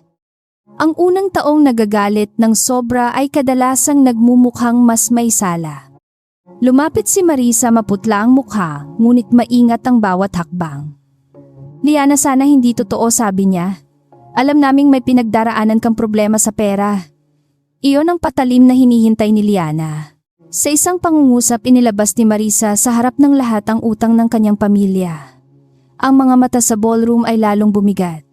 Kahit hindi pa sinasabi ang salitang magnanakaw, nakabitin na ito sa hangin. Napahigpit ang panga ni Adrian dahil alam niyang hindi aksidente ang linyang iyon. Huwag mong gamitin ang kahirapan ko bilang ebidensya, sabi ni Liana, malinaw ang boses. Ang utang ay hindi krimen. Ang paglalagay ng bagay sa kahon ng iba para gumawa ng krimen, iyon ang dapat ninyong hanapin. May ilang napatingin kay Marisa.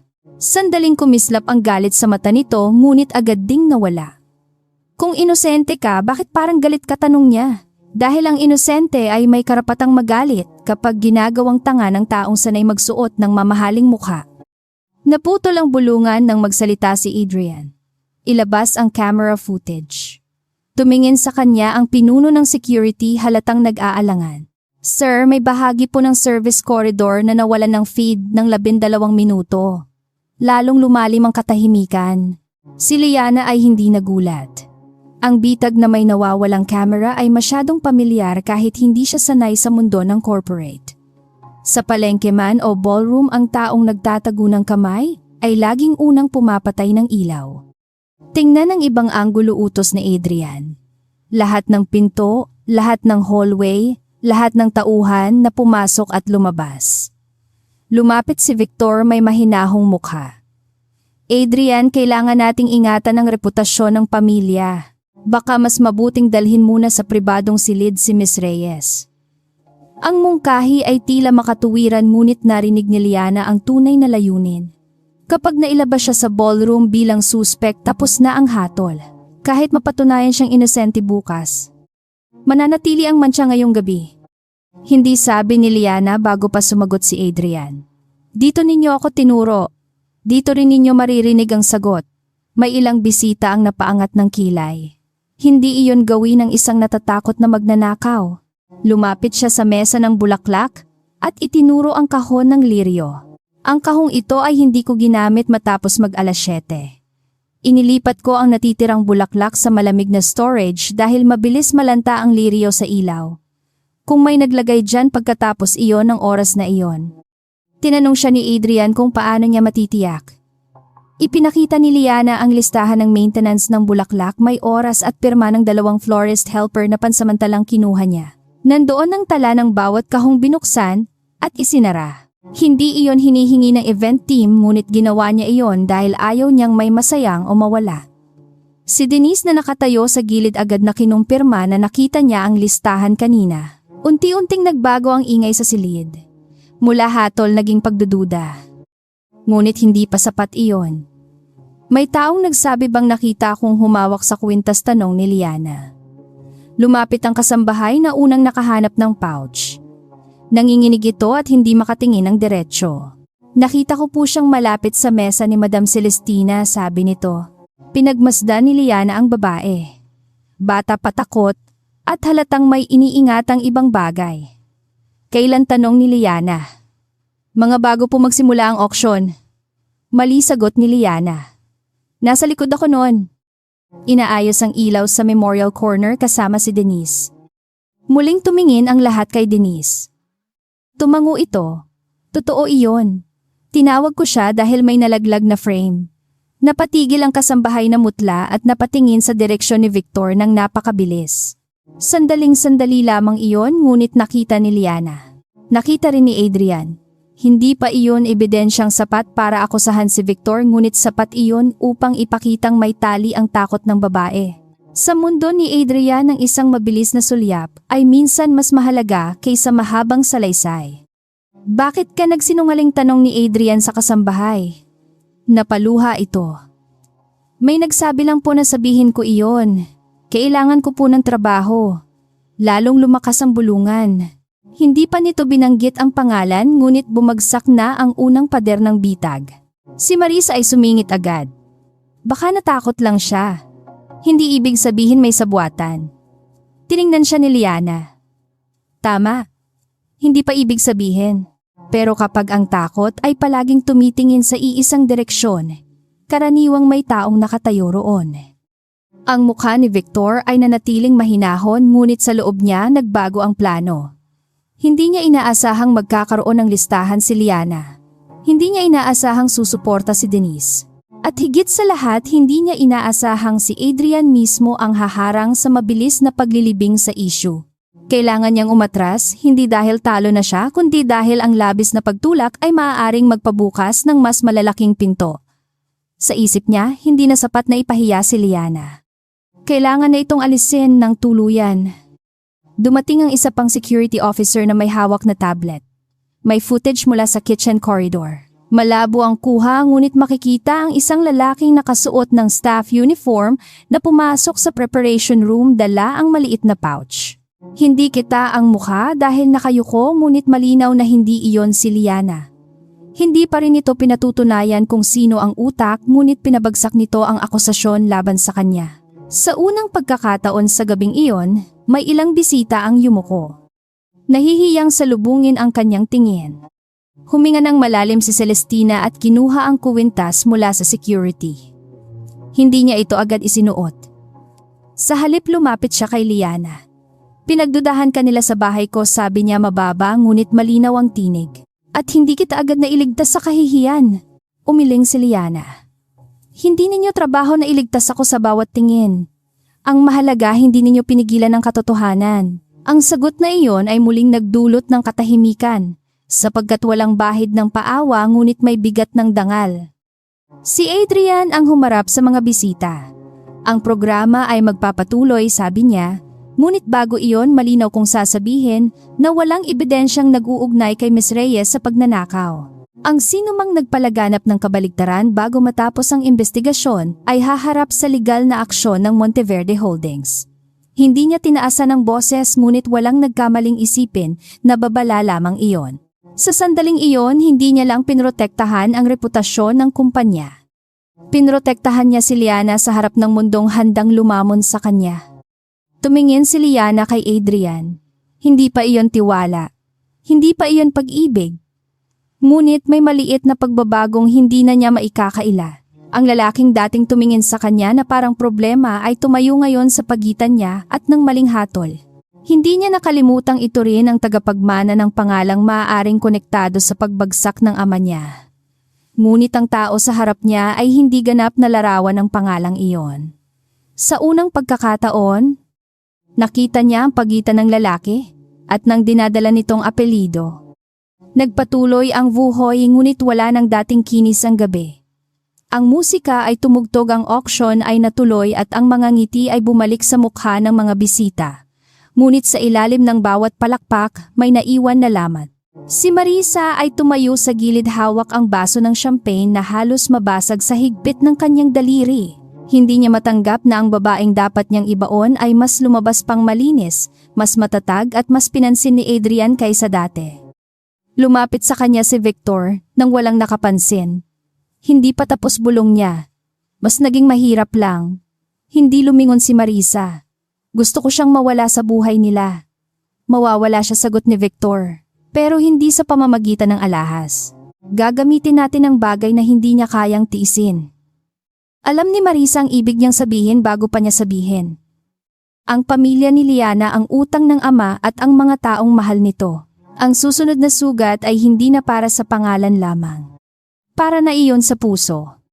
Sa labas ng ballroom, sandaling nagkita sina Liana at Adrian sa tahimik na pasilyo. Wala na ang ingay ng mga bisita, tanging malayong musika at yabag ng security ang maririnig. Salamat, sabi ni Liana maikli at maingat. Hindi ko ginawa iyon para pasalamatan mo ako, tugon ni Adrian. Ginawa ko dahil mali ang nangyayari. Magkaiba pa rin iyon sa ginagawa ng karamihan, sagot niya.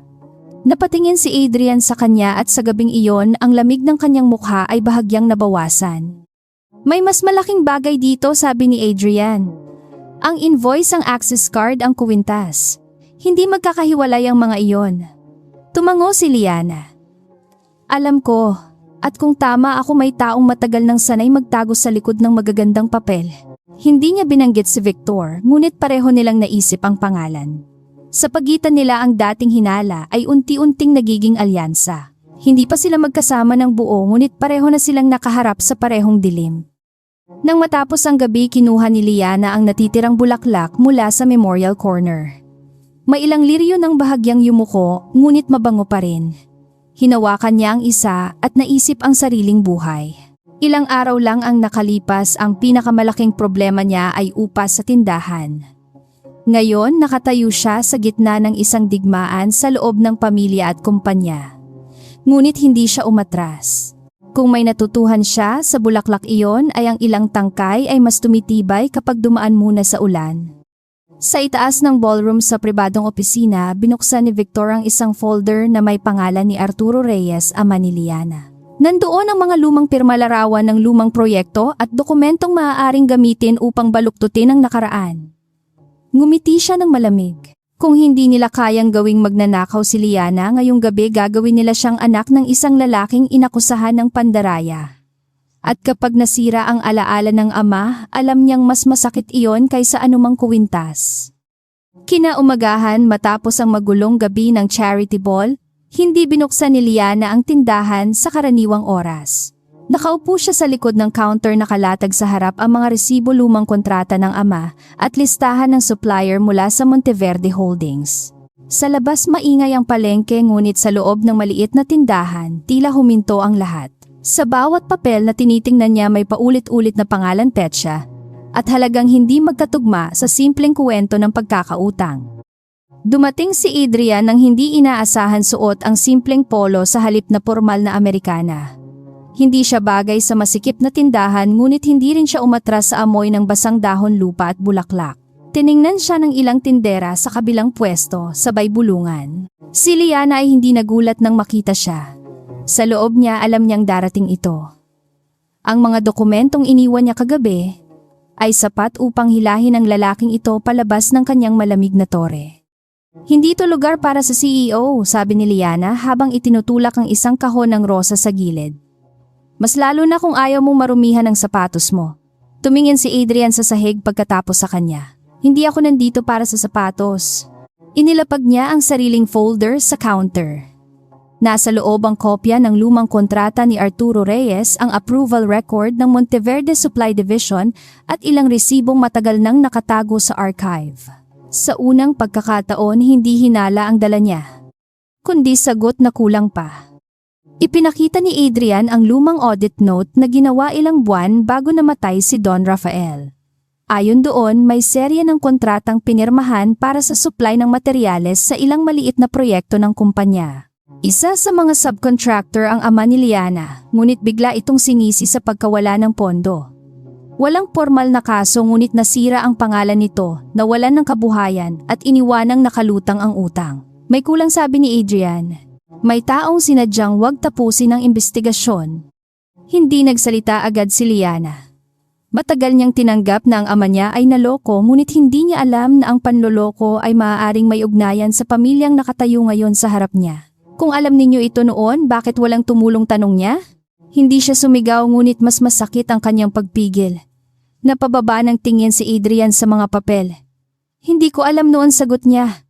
At hindi sapat ang hindi ko alam para patawarin ang pangalan namin. Ang sagot na iyon ay hindi lunas, ngunit hindi rin palusot. Nakita ni Liana na nahihirapan si Adrian sabihin ang mga salitang iyon.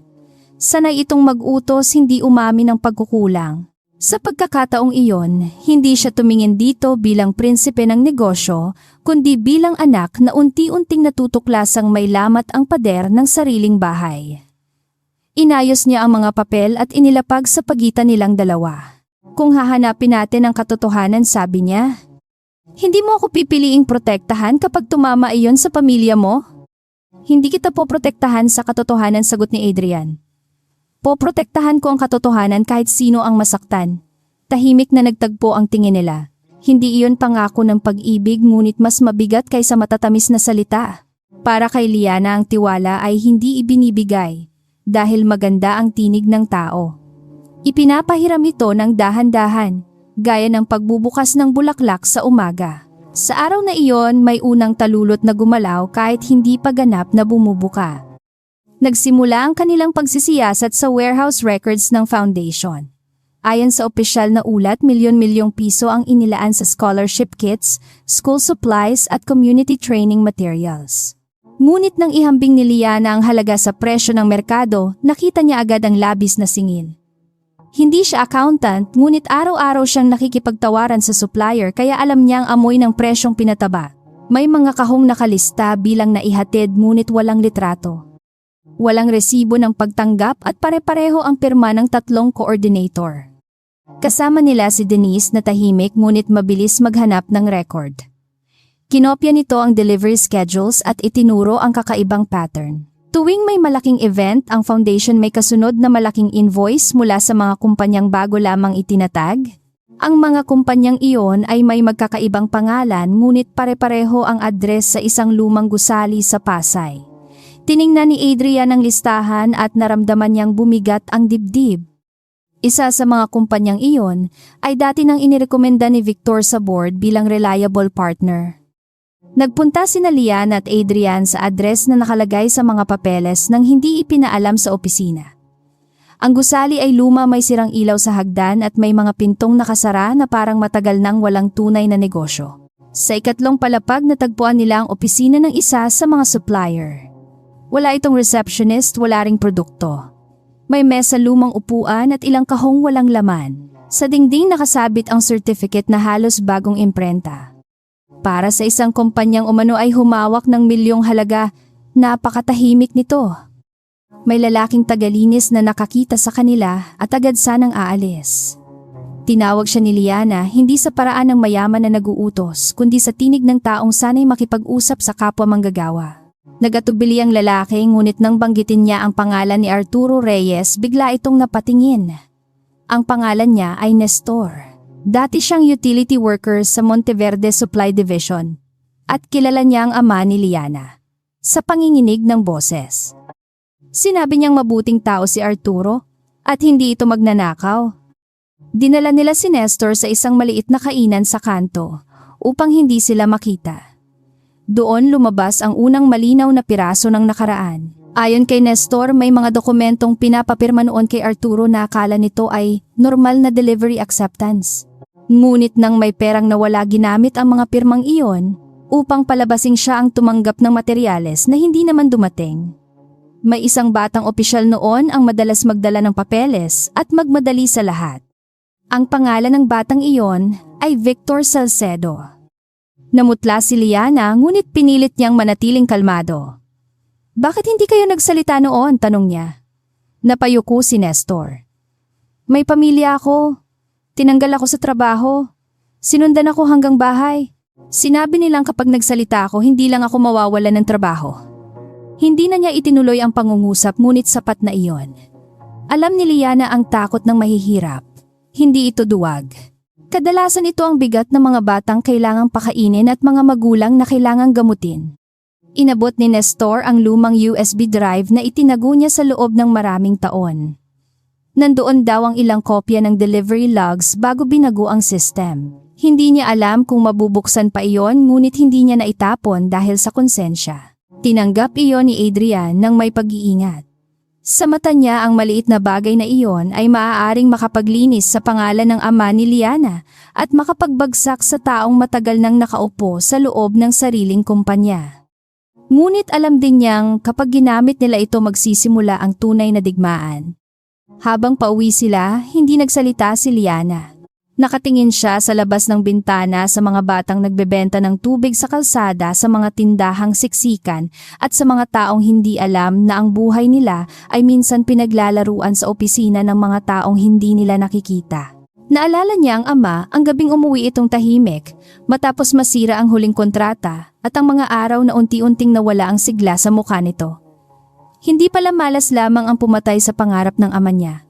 May kamay pala. Liana, sabi ni Adrian maingat. Hahanapin natin ang buong ebidensya. Hindi lang para sa ama ko, sagot niya. Kung ninakaw nila ang pondo ng foundation, may mga batang hindi nakatanggap ng tulong. May mga pamilyang umasa. Hindi ito tungkol sa apelyido ko lang. Napatingin si Adrian sa kanya. Marami na siyang nakilalang taong ginagamit ang sugat upang humingi ng kapalit. Si Liana ay ginamit ang sariling sugat upang makita ang sugat ng iba. Iyon ang uri ng lakas na hindi niya natutuhan sa boardroom. Sa mansyon ipinakita nila kay Celestina ang ilang dokumento ngunit hindi pa lahat.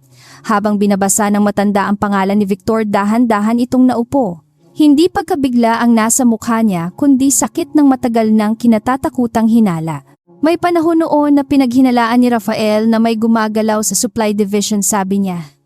Bago siya namatay, may gusto siyang imbestigahan ngunit sinabi ng doktor na kailangan niyang magpahinga. Pagkatapos noon nawala ang ilang tao at ang mga papel ay naging tahimik. Bakit hindi ninyo ipinagpatuloy, tanong ni Adrian, may hinanakit na hindi niya maitago.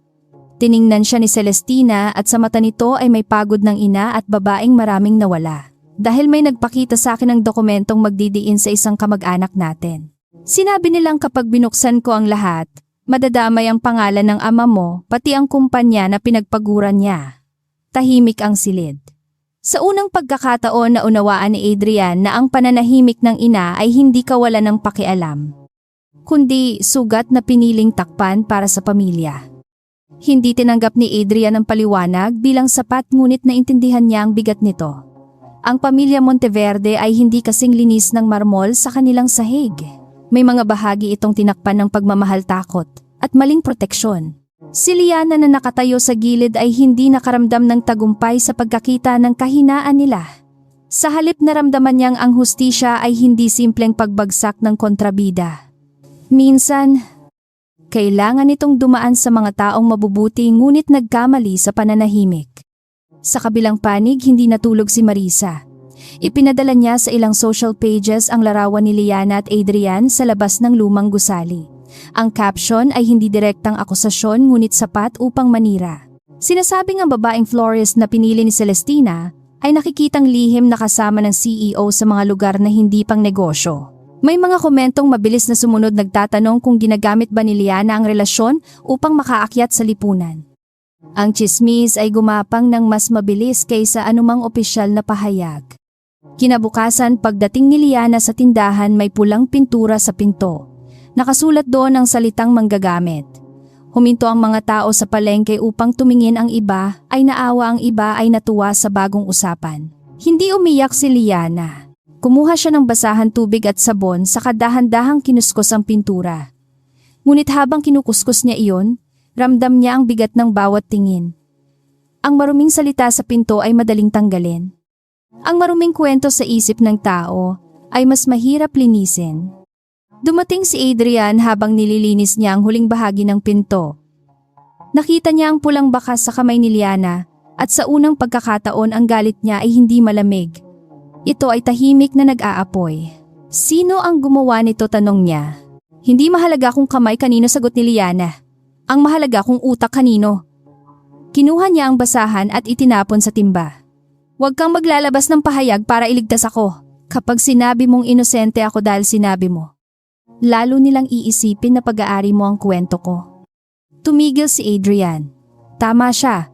Sa mundo niya, isang pahayag mula sa CEO ay kayang patahimikin ng ilang tao, ngunit kaya rin itong kumpirmahin ang maling hinala ng marami. Ano ang gusto mong gawin? Tanong niya. Tumingin si Liana sa tindahan sa mga bulaklak na kailangang ibenta sa pangalang Reyes na nakasulat sa lumang karatula. Patunayan natin ang totoo sa paraang hindi nila mabibili, sabi niya. Hindi sa tsismis, hindi sa galit, sa ebidensya. Mula noon naging mas maingat ang bawat galaw nila. Pinabuksan ni Adrian ang USB drive sa isang pribadong forensic specialist na matagal nang pinagkakatiwalaan ni Celestina. Si Denise ang nagtipon ng kopya ng delivery logs mula sa kasalukuyang system. Si Liana naman ang nag-verify ng presyo, supplier at totoong ruta ng mga bulaklak at materyales. Sa bawat pagkukumpara lumilinaw ang larawan. May pattern ng ghost deliveries, inflated invoices, at pondo ng foundation na dumadaan sa shell suppliers bago mawala. Isang gabi habang nasa lumang greenhouse ng mansyon sila, nahuli ni Adrian si Liana na inaayos ang mga natirang sampagita mula sa memorial. Pagod ang mukha nito ngunit maingat pa rin ang kamay. Bakit hindi mo itapon ang mga iyan? Tanong niya. Nalalanta na. Ngumiti siya ng bahagya. Hindi lahat ng nalalanta ay basura. Minsan pwede pa silang gawing pabango, pangdasal o alaala. Naupo si Adrian sa kabilang dulo ng mesa. Sa katahimikan, mas malinaw ang pagod nilang dalawa kaysa sa anumang salita. Buong buhay ko inakala kong ang kontrol ang tanging paraan para hindi masaktan, sabi ni Adrian matapos ang mahabang katahimikan. Kapag hawak ko ang lahat, walang makapapasok. Hindi tumingin agad si Liana. At gumana ba? Napangiti siya nang halos hindi makita. Hindi. Inayos ni Liana ang isang maliit na sampagwitas sa palad. Minsan ang taong laging nakasara ang pinto ang hindi napapansing may apoy na sa loob ng bahay. Hindi iyon pangaral. Isa iyong obserbasyon mula sa babaeng sanay makakita ng unang senyas ng pagkalanta. Sa sandaling iyon, walang pangakong binigkas ngunit may puwang na nabuksan. Si Adrian ay hindi na lamang CEO na nag-iimbestiga. Si Liana ay hindi na lamang florist na nadamay. Pareho silang anak ng mga nakaraang hindi natapos at pareho silang nakatayo sa gitna ng kasinungalingang matagal nang kumakain sa mga taong mahal nila. Nang inabot ni Adrian ang isang tangkay na muntik nang mahulog, nagtagpo ang kanilang daliri. Hindi umatras si Liana agad. At iyon ay higit pa sa anumang salita. Ngunit sa dilim ng lungsod, patuloy ang galaw ng kalaban. Nakatanggap si Victor ng balitang nakuha nila ang lumang USB drive. Hindi niya alam ang laman ngunit sapat na iyon upang magbago ang mukha niya. Tinawagan niya si Marisa at sinabi ang iisang utos. Hanapin mo ang kapatid na inaalagaan ni Liana. Alam ni Marisa ang tinutukoy niya ang batang si Nico, anak ng kaibigan ng ama ni Liana na itinuring nitong kapatid. Kung hindi kayang pigilan si Liana sa pamamagitan ng kahihiyan, pipigilan siya sa pamamagitan ng takot. Kinagabihan nakatanggap si Liana ng mensahe mula sa hindi kilalang numero. Isang larawan ni Nico sa labas ng eskwelahan, nakangiti, walang kamalay-malay.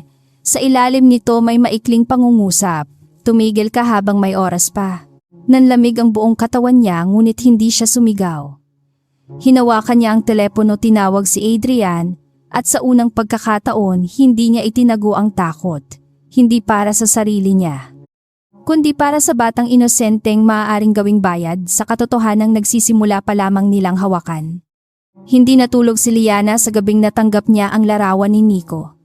Nakaupo siya sa likod ng tindahan, hawak ang telepono na tila anumang galaw ay maaaring magdulot ng panganib sa batang walang kamalay-malay. Si Nico ay 12 taong gulang, anak ng matalik na kaibigan ng kanyang ama, ngunit mula nang mamatay ang mga magulang nito sa aksidente, si Liana na ang tumayong ate, tagapayo at minsan ay magulang. Kung may bagay siyang hindi kayang isugal, iyon ay ang bata. Dumating si Adrian bago maghating gabi kasama ang 2 tauhang hindi nakasuot ng uniforme. Hindi niya dinala ang ingay ng kapangyarihan ngunit dala niya ang disiplinang sanay kumilos sa krisis. Ipinakita ni Liana ang mensahe. At sa unang pagkakataon mula nang makilala niya ito, nakita ni Adrian ang takot na hindi nito kayang itago. Hindi takot para sa sarili. Takot ng taong alam na ang kalaban ay wala ng hangganang iginagalang sa katahimikan.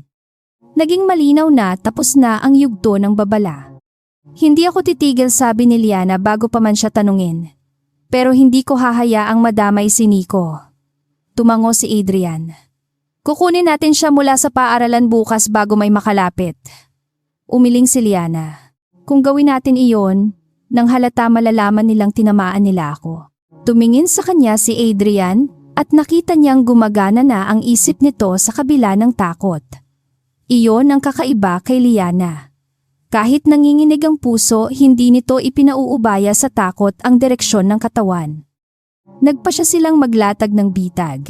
Ipapakita ni Liana na natatakot siya at handang makipagpalit sa ebidensya. Ipapaalam niya sa hindi kilalang numero na mayroon siyang kopya ng USB drive, ngunit nais niya munang masigurong ligtas si Nico. Samantala, lihim na ililipat ni Adrian ang bata sa pangangalaga ng isang retiradong security chief na matagal nang tapat kay Don Rafael.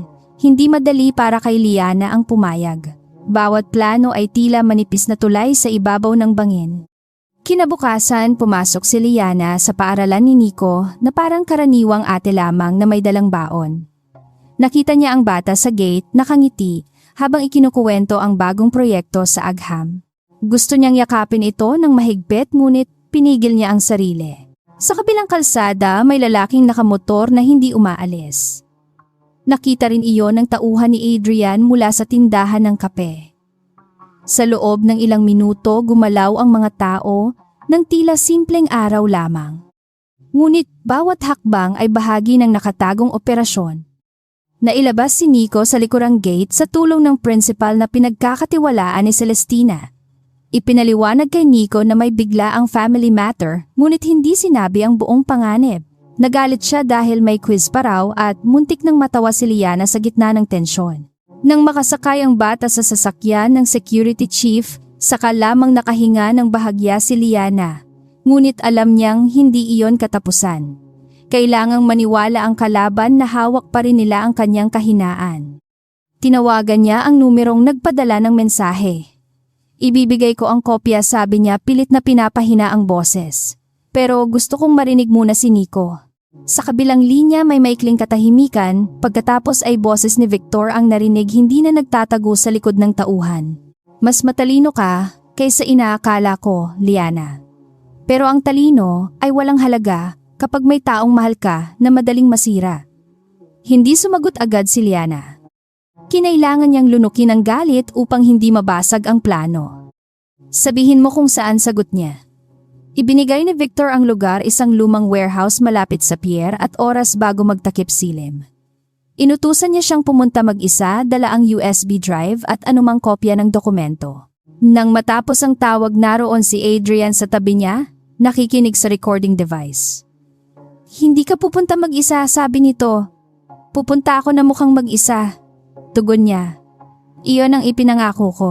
Hindi ko ipinangakong magiging tanga ko.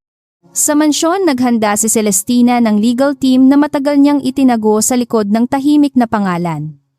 Isa sa kanila si Attorney Helena Cruz, isang abogadang minsang naglingkod kay Don Rafael at umalis nang mamatay ito. Siya ang naglatag ng paraan upang maging tanggap ang anumang recording at digital evidence. Hindi sapat ang galit, hindi sapat ang hinala. Kung ibabagsak nila si Victor, kailangan itong bumagsak sa batas, hindi lamang sa eskandalo. Iyon ang laging pagkakaiba ng paghihiganti at katarungan. Dumating si Liana sa warehouse habang kulay tanso ang langit sa ibabaw ng pier. May dala siyang maliit na bag, ngunit ang laman nito ay peking USB drive at ilang dokumentong sadyang pinili. Sa ilalim ng damit niya, nakakabit ang maliit na recorder. Sa malayo, nakapwesto ang mga tauhan ni Adrian, ngunit hindi sila makikita maliban kung may magsimulang umatake. Bawat hakbang ni Liana sa sira-sirang sahig ay sinasabayan ng tibok ng puso niyang hindi pantay. Ngunit, nanatiling tuwid ang kanyang balikat. Lumabas si Victor mula sa dilim, suot pa rin ang mamahaling suit na hindi bagay sa amoy ng kalawang at langis. Kasama niya ang dalawang lalaki at sa hindi kalayuan si Marisa na nakatalukbong ng itim na shawl. Hindi siya dapat naroon, ngunit hindi niya kayang hindi makita ang pagbagsak ni Liana. Ngumiti siya ng malamig. Hindi ka na mukhang matapang ngayon, sabi ni Marisa.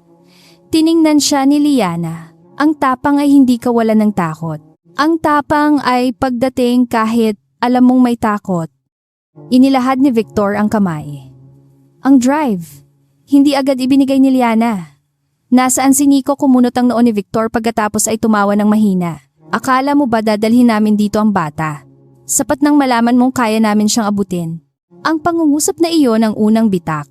Malinaw nitong inamin na ginamit nila si Nico bilang panakot. Nanatiling kalmado si Liana. Kayanin niyo siyang abutin dahil sanay kayong gamitin ng mahihina. Ganon din ang ginawa ninyo sa ama ko. Nagbago ang mata ni Victor. Ang ama mo'y pumirma sa mga papel na hindi niya naintindihan. Hindi ko kasalanan kung mahina siya. Muntik nang mapasinghap si Liana, ngunit pinigil niya. Kailangan pa niya ng higit. Ginamit ninyo siya. Lumapit si Victor, tiwala sa sariling tagumpay. Ginamit ko ang lahat ng kailangang gamitin. Ang mga taong tulad ng ama mo ay hagdan. Ang mga taong tulad mo ay tinik na kailangang bunutin bago makasugat sa bawat salita. Malinaw na pumapasok ang boses niya sa recorder. Si Marisa ay tila kinabahan. Victor, tama na bulong niya. Ngunit nahuli na siya ng sariling pagmamataas. Bakit? Natatakot ka ba dahil naririnig mo ang totoo, tanong ni Victor? Ikaw ang unang nagsabing durugin siya. Ikaw ang nagbayad sa nagkalat ng balita. Ikaw ang naghanap sa bata. Napaatras si Marisa at sa mukha nito unang lumitaw ang takot na hindi na kayang takpan ng ganda. Sa isang sandali, naunawaan niyang ang lalaking inakala niyang kakampi ay kaya rin siyang isama sa apoy. Ibinato ni Liana ang peking USB drive sa sahig sa pagitan nila. Nariyan ang hinahanap ninyo. Isa sa mga tauhan ni Victor ang yumuko upang pulutin iyon.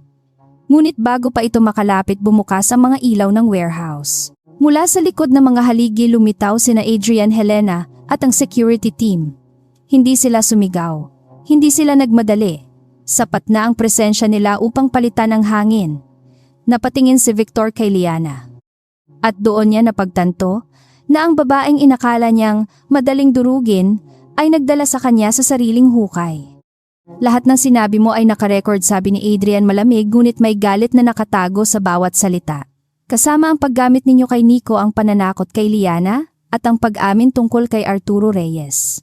Tumawa si Victor ngunit basag ang tunog. Hindi ninyo ako mapapabagsak sa ilang salita. Hawak ko ang mga board member. Hawak ko ang ilang account. Kapag bumagsak ako may bahagi ng kumpanya ninyong madadamay. Lumapit si Celestina mula sa likuran. Kasama ang isa pang kotse ng legal team. Kung ganoon sabi niya, panahon ng linisin pati ang bahaging iyon. Hindi natapos ang gabi sa warehouse. Alam ni Victor na hindi pa siya legal na talo hanggat hindi inilalabas ang buong ebidensya sa harap ng board at shareholders. Kaya ginamit niya ang huling baraha. Kinabukasan sa emergency board meeting inilabas niya ang peking dossier laban kay Liana. Ayon dito, siya raw ang nagbenta ng confidential procurement data sa kalaban ginamit si Adrian upang makapasok sa system at hinukay ang kaso ng ama upang blackmailin ang pamilya. Maraming board member ang nagulat at ilan ay agad nagduda. Pumasok si Liana sa meeting room kasama si Adrian hindi bilang bisita na nanginginig kundi bilang taong handang humarap sa hukom na matagal nang walang mukha.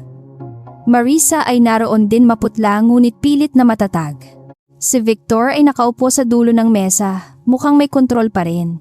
Ito ang resulta ng pagpapapasok sa taong walang background sa ating mundo, sabi niya sa board. Ginamit niya ang tiwala ni Madam Celestina at ang kahinaan ni Adrian. Hindi kumibo si Liana. Hinayaan niyang matapos ang palabas. Nang siya na ang magsalita, inilapag niya ang isang palumpo ng puting sampagita sa gitna ng mesa. Nagulat ang lahat. Hindi ito dekorasyon, sabi niya. Ito ang unang bulaklak na binili ni Don Rafael sa tindahan kung saan minsan nagtagpo ang mga taong tapat sa kanya. Ang ama ko ay hindi perpektong tao pero hindi siya magnanakaw. Pagkatapos ay tumingin siya kay Adrian. Tumayo ito at iniharap ang tunay na ebidensya, digital logs mula sa USB drive bank trails ng Shell suppliers. At recording mula sa warehouse.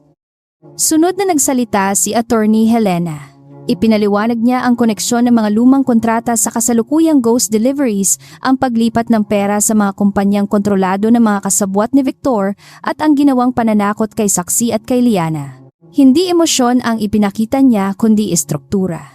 Petsa, halaga, account pirma at boses. Ang mga taong kanina ay nakatingin kay Liana bilang panganib ay unti-unting bumaling kay Victor sa corporate war. Ang pinakamalakas na sigaw ay hindi galit, kundi dokumentong hindi kayang pasinungalingan. Sinubukan ni Victor na bumangon. Peke iyan, sabi niya. Ngunit sa pinto pumasok si Nestor, kasama ang dalawang dating empleyadong matagal ding nanahimik. Isa-isa nilang kinumpirma ang pagbabago sa logs, ang paggamit sa pangalan ni Arturo at ang mga utos na galing sa batang opisyal na ngayon ay CFO na. Napaatras ang ilang board member. Si Marisa na hindi na kayang pasanin ang bigat tumayo at biglang nagsalita. Hindi ko alam ang lahat. Sinunod ko lang ang plano para alisin siya. Iyon ang huling pader na bumagsak. Dumating ang mga awtoridad bago pa matapos ang pulong. Hindi pa tapos ang kaso ngunit tapos na ang ilusyon ni Victor. Habang inilalabas siya ng silid, tumingin siya kay Liana na parang nais pa ring lamunin ito ng galit. Hindi ka nababagay sa mundong ito, singhal niya. Tumayo si Liana, kalmado ang mukha. Tama ka. Kaya siguro kailangan ng mundong ito ang taong hindi sanay sumunod sa dumi nito. Walang palakpak. Ngunit ang katahimikan pagkatapos ng sagot niya ay mas mabigat kaysa anumang pagsang-ayon. Nang humupa ang kaguluhan, lumapit si Adrian kay Liana sa harap ng buong board legal team at kanyang ina. Hindi na malamig ang mukha niya. May pagod, may galit na naubos at may bagay na mas malinaw kaysa dati. Noong kitang nakita, inakala kong isa kang pagkakamali, sabi niya. Pagkatapos inakala kong isa kang panganib. Ngayon alam kong ikaw ang taong nagpakita sa akin kung gaano katagal akong namuhay sa takot na buksan ang sariling bahay. Tahimik ang silid. Hindi inaasahan ni Liana ang mga salitang iyon, lalo na sa gitna ng labanan at dokumentong nakakalat pa sa mesa. Lumapit si Adrian hindi bilang CEO na nagbibigay ng utos, kundi bilang lalaking hinubara ng sariling depensa. Hindi kita pipiliin dahil pinili ka ng aking ina, sabi niya. Hindi rin dahil iniligtas mo ang pangalan ng pamilya ko. Pinipili kita dahil kapag nakatayo ka sa gitna ng kasinungalingan, mas nagiging malinaw ang katotohanan. Mula sa bulsa inilabas ni Adrian ang isang singsing na hindi marangya, may maliit na bato lamang at disenyo ng sampagita sa gilid. Hindi ko hinihinging kalimutan mo ang sakit na ibinigay ng pangalang Monteverde sa pamilya mo, sabi niya. Hinihiling ko lang na payagan mo akong gugulin ang buhay ko sa pagbuo ng bagay na hindi nakatayo sa kasinungalingan. Napahawak si Celestina sa bibig ngunit hindi siya nagsalita. Ang desisyong ito ay hindi na sa kanya. Ito ay kay Adrian at Liana lamang. Matagal na tumingin si Liana sa singsing. Hindi niya nakita roon ang pangakong magiging madali ang buhay. Nakita niya ang ulan sa hotel, ang pulang pintura sa tindahan, ang takot para kay Nico, ang pangalan ng ama na unti-unting nililinis at ang lalaking dating malamig na ngayon ay handang yumuko hindi sa awa kundi sa katotohanan. Hindi ako magiging palamuti sa tabi mo, sabi niya. Hindi ko rin iyon hihingin, sagot ni Adrian. Gusto ko ng kasama, hindi dekorasyon. Dahan-dahan niyang iniabot ang kamay. Hindi malakas ang palakpakan dahil marami sa silid ang nahihiya pa sa mga hinatol nila. Ngunit sa mata ni Celestina may luha ng kapayapaan. Si Marisa ay nakaupo sa gilid, durog ang anyo, alam na ang sariling kayabangan ang nagdala sa kanya sa pagbagsak. Sa labas ng gusali, nagsisimula pa lang ang tunay na kaso laban kay Victor. Ngunit sa loob ng silid, isang bagong pangako ang nabuo, hindi mula sa maling buoy Zemat, kundi mula sa apoy na pareho nilang nilagpasan. 3 araw matapos ang pulong na nagpabagsak kay Victor Salcedo, hindi na pareho ang mukha ng Monteverde Holdings. Sa labas ng gusali, nagtipon ang mga reporter, dating empleyado at ilang pamilyang umasa sa foundation. Sa loob, tahimik na naglalakad ang mga tauhan, dala ang kaba ng mga taong ngayon lamang naunawa ang may mga pader palang maganda sa labas ngunit kinakain ng anay sa loob. Hindi pa tapos ang kaso ngunit tapos na ang panahon ng bulag na paggalang sa posisyon. Si Victor ay formal ng kinasuhan ng pandaraya, pananakot, paglustay sa pondo at pagbuo ng mga pekeng kumpanyang ginamit upang ilihis ang pera ng foundation.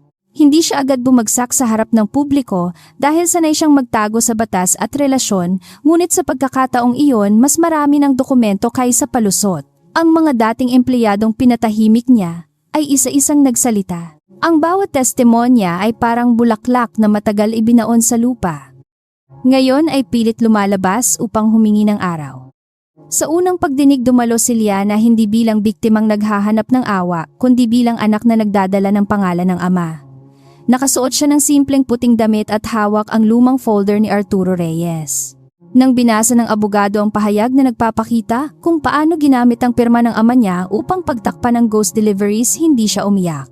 Ngunit sa ilalim ng mesa mahigpit ang kapit niya sa gilid ng papel na parabang hinahawakan niya ang kamay ng ama na matagal nang nawala. Nasa tabi niya si Adrian, hindi nakikialam sa kanyang sagot, hindi inaangkin ang kanyang laban. Noong una gusto nitong sagutin ang bawat tanong, harangin ang bawat tinging mapanghusga at gawing kalasag ang sariling pangalan. Ngunit natutuhan niya kay Liana na may mga laban na kailangang hayaan ang tao mismo ang tumayo.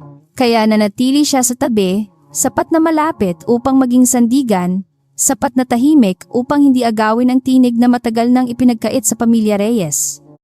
Nang opisyal na linisin ng legal review ang pangalan ni Arturo Reyes mula sa lumang akusasyon, umuwi si Liana sa tindahan at isinabit sa dingding ang kopya ng desisyon. Hindi ito malaki, hindi rin makintab. Ngunit para sa kanya, mas mahalaga iyon kaysa anumang alahas.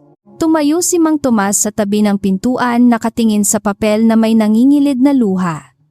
Matagal siyang naghintay nito, sabi ng matanda. Hinawakan ni Liana ang lumang karatula ng tindahan. Hindi na siya magnanakaw sa kwento ng iba. Sa pamilyang Velasco, mas mabilis ang pagbagsak ni Marisa kaysa inaasahan niya. Hindi siya nakulong agad dahil hindi siya utak ng pangunahing pandaraya, ngunit sapat ang ebidensya upang ipakita ang kanyang papel sa paninira, pananakot at pagtatangkang sirain si Liana. Pinatawag siya ng kanyang ama sa pribadong opisina. At sa unang pagkakataon, walang tagapag-ayos ng imahe, walang abogado, at walang ilaw ng kamera. Ang tanging naroon ay isang anak na sanay manalo at isang amang pagod ng magbayad sa mga kasalanan nito. Tinanggal kay Marisa ang kontrol sa family charity. Pinahinto ang lahat ng kasunduang pangnegosyo na ginagamit niya bilang entablado at ipinadala siya sa legal mediation para harapin ang mga taong sinira niya. Hindi iyon dramatikong parusang may sigaw at luha sa publiko. Mas masakit iyon para sa kanya dahil tahimik. Isa-isang nawala ang mga imbitasyon, ang mga ngiting palakaibigan at ang mga taong dating lumalapit dahil sa apelyido. Sa wakas, nakita niya ang mundong walang kinang na ginagamit niyang sandata. Isang hapon pumunta si Marisa sa tindahan ni Liana. Walang kasamang driver sa loob, walang alahas na nagpapahayag ng yaman at walang ngiting may talim. Tumigil ang mga tao sa palengke nang makita siya, ngunit walang nagsalita. Si Liana ay nag-aayos ng mga puting rosas nang pumasok ito. Sandaling nagkatitigan ang dalawa. Hindi agad pinatawad ni Liana ang lahat ng ginawa sa kanya dahil ang pagpapatawad ay hindi pinto na binubuksan ng isang simpleng paghingi ng paumanhin. Hindi ako naparito para humingi ng awa, sabi ni Marisa, pilit matatag ngunit basag ang tinig. Naparito ako dahil inutusan ako ng abogado at dahil alam kong hindi sapat iyon. Inilapag niya ang isang sulat sa counter. Nakasulat doon ang pag-amin niya sa pagpapakalat ng maling balita at sa paghahanap ng impormasyon tungkol kay Nico. Binasa iyon ni Liana ng tahimik. Hindi nito binubura ang ginawa mo, sabi niya. Alam ko, sagot ni Marisa. Pero kailangan kong simulan sa bagay na hindi ko ginawa noon, ang magsabi ng totoo. Hindi sila naging magkaibigan. Walang yakap, walang biglang paglambot ng nakaraan. Ngunit tinanggap ni Liana ang sulat bilang bahagi ng kaso, hindi bilang kapalit ng pananagutan. Nang umalis si Marisa, mas mababa ang balikat nito kaysa noong pumasok. Sa unang pagkakataon, hindi siya nagmukhang reyna ng isang ballroom kundi tao lamang na kailangang mabuhay kasama ang sariling ginawa. Para kay Liana, sapat na iyon sa sandaling iyon. May mga taong hindi kailangang durugin pa kapag nagsimula ng bumagsak sa bigat ng sarili nilang salamin. Sa mansyon ng Monteverde, nagsimula rin ang pagbabago. Inalis ni Adrian ang ilang lumang executive na tahimik na nakinabang sa sistema ni Victor. Binuksan niya ang independent audit ng foundation kahit alam niyang masasaktan ang reputasyon ng kumpanya. Sa harap ng board, sinabi niyang ang kumpanyang takot tumingin sa sariling dumi ay hindi karapat-dapat humawak ng pondo para sa mahihirap. May ilang tumutol ngunit mas marami ang natahimik. Hindi na siya ang malamig na CEO na kontrol lamang ang alam. Naging leader siyang natutong maglinis bago magtayo. Iminungkahi ni Liana ang isang bagong programa para sa foundation. Hindi lamang scholarship at donasyon kundi pagsasanay sa kababaihang walang puhunan, mga balubatang tumigil sa pag-aaral at mga manggagawang gustong matuto ng floristry, basic accounting at maliit na negosyo. Ayaw niyang gawing simbolo lamang ang sariling kwento. Kung may natira mang aral sa lahat ng nangyari, iyon ay ang tulong na walang kakayahang magbigay ng kabuhayan ay minsan larawan lamang, hindi tunay na pagbabago. Tinawag nila ang proyekto na Flores de Dangal. Hindi ito ipinangalan sa Monteverde kahit kaya nilang gawin iyon. Pinili ni Liana ang pangalan dahil nais niyang maalala ng bawat papasok na ang dignidad ay hindi ibinibigay ng mayaman sa mahirap. Nasa tao na yon bago pa dumating ang tulong. Ang unang training center ay itinayo hindi sa Marangyang distrito, kundi malapit sa palengke kung saan nagsimula ang tindahan niya. Doon, mas madaling makita ng mga babae na ang bagong daan ay hindi kailangang magsimula sa malayong mundo. Si Celestina ang madalas unang dumating sa center. Hindi siya nakaupo sa mataas na mesa. Minsan, hawak niya mismo ang gunting at tinuturuan ng mga trainee kung paano alagaan ang tangkay na madaling mabali. Sa tabi niya nakasabit ang larawan ni Don Rafael at isang maliit na tala tungkol kay Arturo Reyes, hindi bilang iskandalo kundi bilang paalala na ang katahimikan ay maaaring pumatay ng pangalan para kay Celestina. Iyon ang huling paraan upang humingi ng tawad sa mga taong hindi niya natulungan noon. Isang gabi habang inaayos ni Liana ang mga bagong paso sa greenhouse ng mansyon, lumapit si Adrian na may dalang 2 tasa ng kape.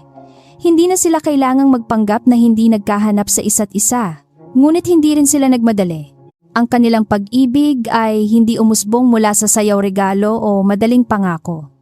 Tumubo ito sa gitna ng banta dokumento pagdinig at mga gabing parehong pagod ngunit hindi sumusuko. Kaya nang naupo sila sa tabi ng mga sampagita, tahimik lamang silang ngumiti. Natatakot ka pa rin ba sa pangalang Monteverde? Tanong ni Adrian. Tumingin si Liana sa kanya, hindi mabilis ang sagot. Oo, sabi niya. Pero hindi na sa parehong paraan. Dati iniisip kong pangalan iyon na kayang dumurog ng buhay. Ngayon alam kong pangalan iyon na kailangang bantayan para hindi muling makadurog. Tinanggap ni Adrian ang sagot ng walang depensa. Kung maging asawa kita, hindi mo kailangang dalhin ang bigat nito mag-isa, sabi niya. Hindi rin ikaw, tugon niya. Ang kasal ay hindi ginanap sa pinakamahal na katedral o sa ballroom kung saan minsang nilapastangan ang pangalan ni Liana. Pinili nila ang lumang hardin ng mansyon sa ilalim ng mga punong akasya malapit sa gazebo ni Don Rafael. Ang bulaklak ay hindi inangkat. Galing ang mga ito sa Quiapo, Laguna at sa training center ng Flores de Dangal. Bawat ayos ay ginawa ng mga babaeng unang nagtapos sa programa sa bawat mesa. May maliit na papel na nagsasabi kung sinong trainee ang gumawa at anong pangarap ang sinisimulan nito. Dumating si Nico na nakasuot ng maliit na barong hawak ang singsing na tila pinakamahalagang tungkulin sa buong mundo. Si Mang Tomas ang naghatid kay Liana sa simula ng pasilyong puno ng sampagita. Sa kanyang kabilang kamay hawak niya ang lumang gunting ni Don Rafael nakatali sa puting laso bilang paalala ng kakaibang daang nagdala sa kanya sa araw na iyon. Nang makita siya ni Adrian, walang malamig na CEO sa kanyang mukha. Nandoon ang lalaking minsang natutong buksan ang pinto. Hindi marangya ang panata ni Liana. Sinabi niyang hindi niya maipapangakong magiging madali siyang mahalin dahil dala niya ang alaala ng hirap, galit sa mali at katigasan ng taong kailangang mabuhay nang walang proteksyon. Ngunit may papangako niyang hindi siya magsisinungaling upang maging komportable ang sinuman at hindi niya iiwan ang katotohanan kahit minsan itong maging mabigat sa kanilang tahanan. Nakinig si Adrian na parang bawat salita ay isang kontratang mas mahalaga kaysa lahat ng pinirmahan niya sa negosyo. Sa panata ni Adrian, hindi niya ipinangakong ilalayo si Liana sa lahat ng unos. Sinabi niyang hindi iyon makatotohanan at hindi iyon ang babaeng minahal niya. Ang ipinangako niya ay tatayo siya sa tabi nito kapag pinili nitong lumaban, makikinig siya kapag mas alam nito ang tama at hindi na niya gagawing pader ang kapangyarihan kapag dapat itong maging tulay. Sa likod tahimik na umiyak si Celestina. Hindi dahil nawawala ang anak niya, kundi dahil sa wakas nakita niya itong pumili ng buo.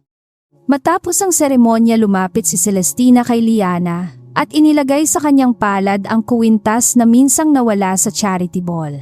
Hindi bilang alahas, sabi ng matanda. Bilang tiwala. Sandaling tiningnan ni Liana ang perlas, pagkatapos ay ibinalik ito kay Celestina at ngumiti. Itago ninyo muna. Kapag handa na ang unang batch ng Flores de Dangal na gumawa ng sarili nilang koleksyon, doon natin ito ipapakita bilang alaala.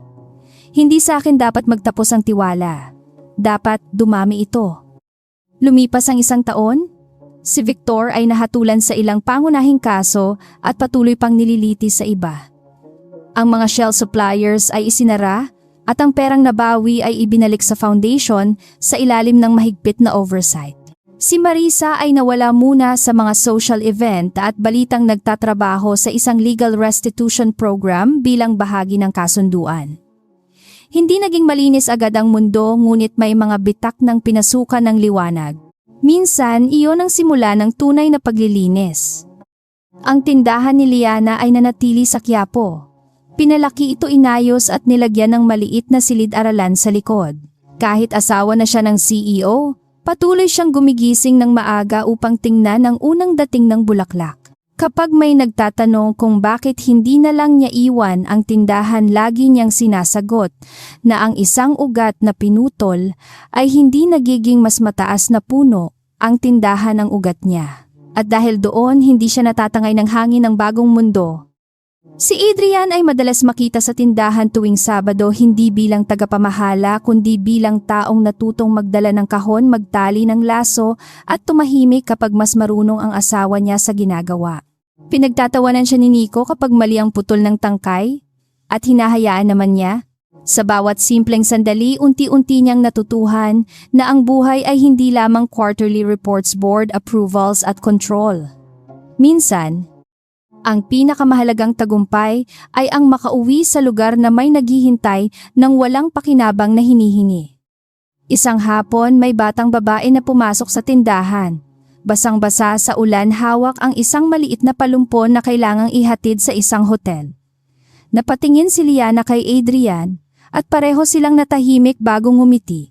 Hindi nila alam kung anong kwento ang dala ng batang iyon, ngunit alam ni Liana ang pakiramdam ng tumayo sa pintong hindi mo inaasahang magbabago ng buhay mo.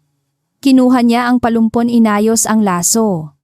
At sinabi sa bata na huwag kailanman ibaba ang tingin dahil lamang sa basang sapatos.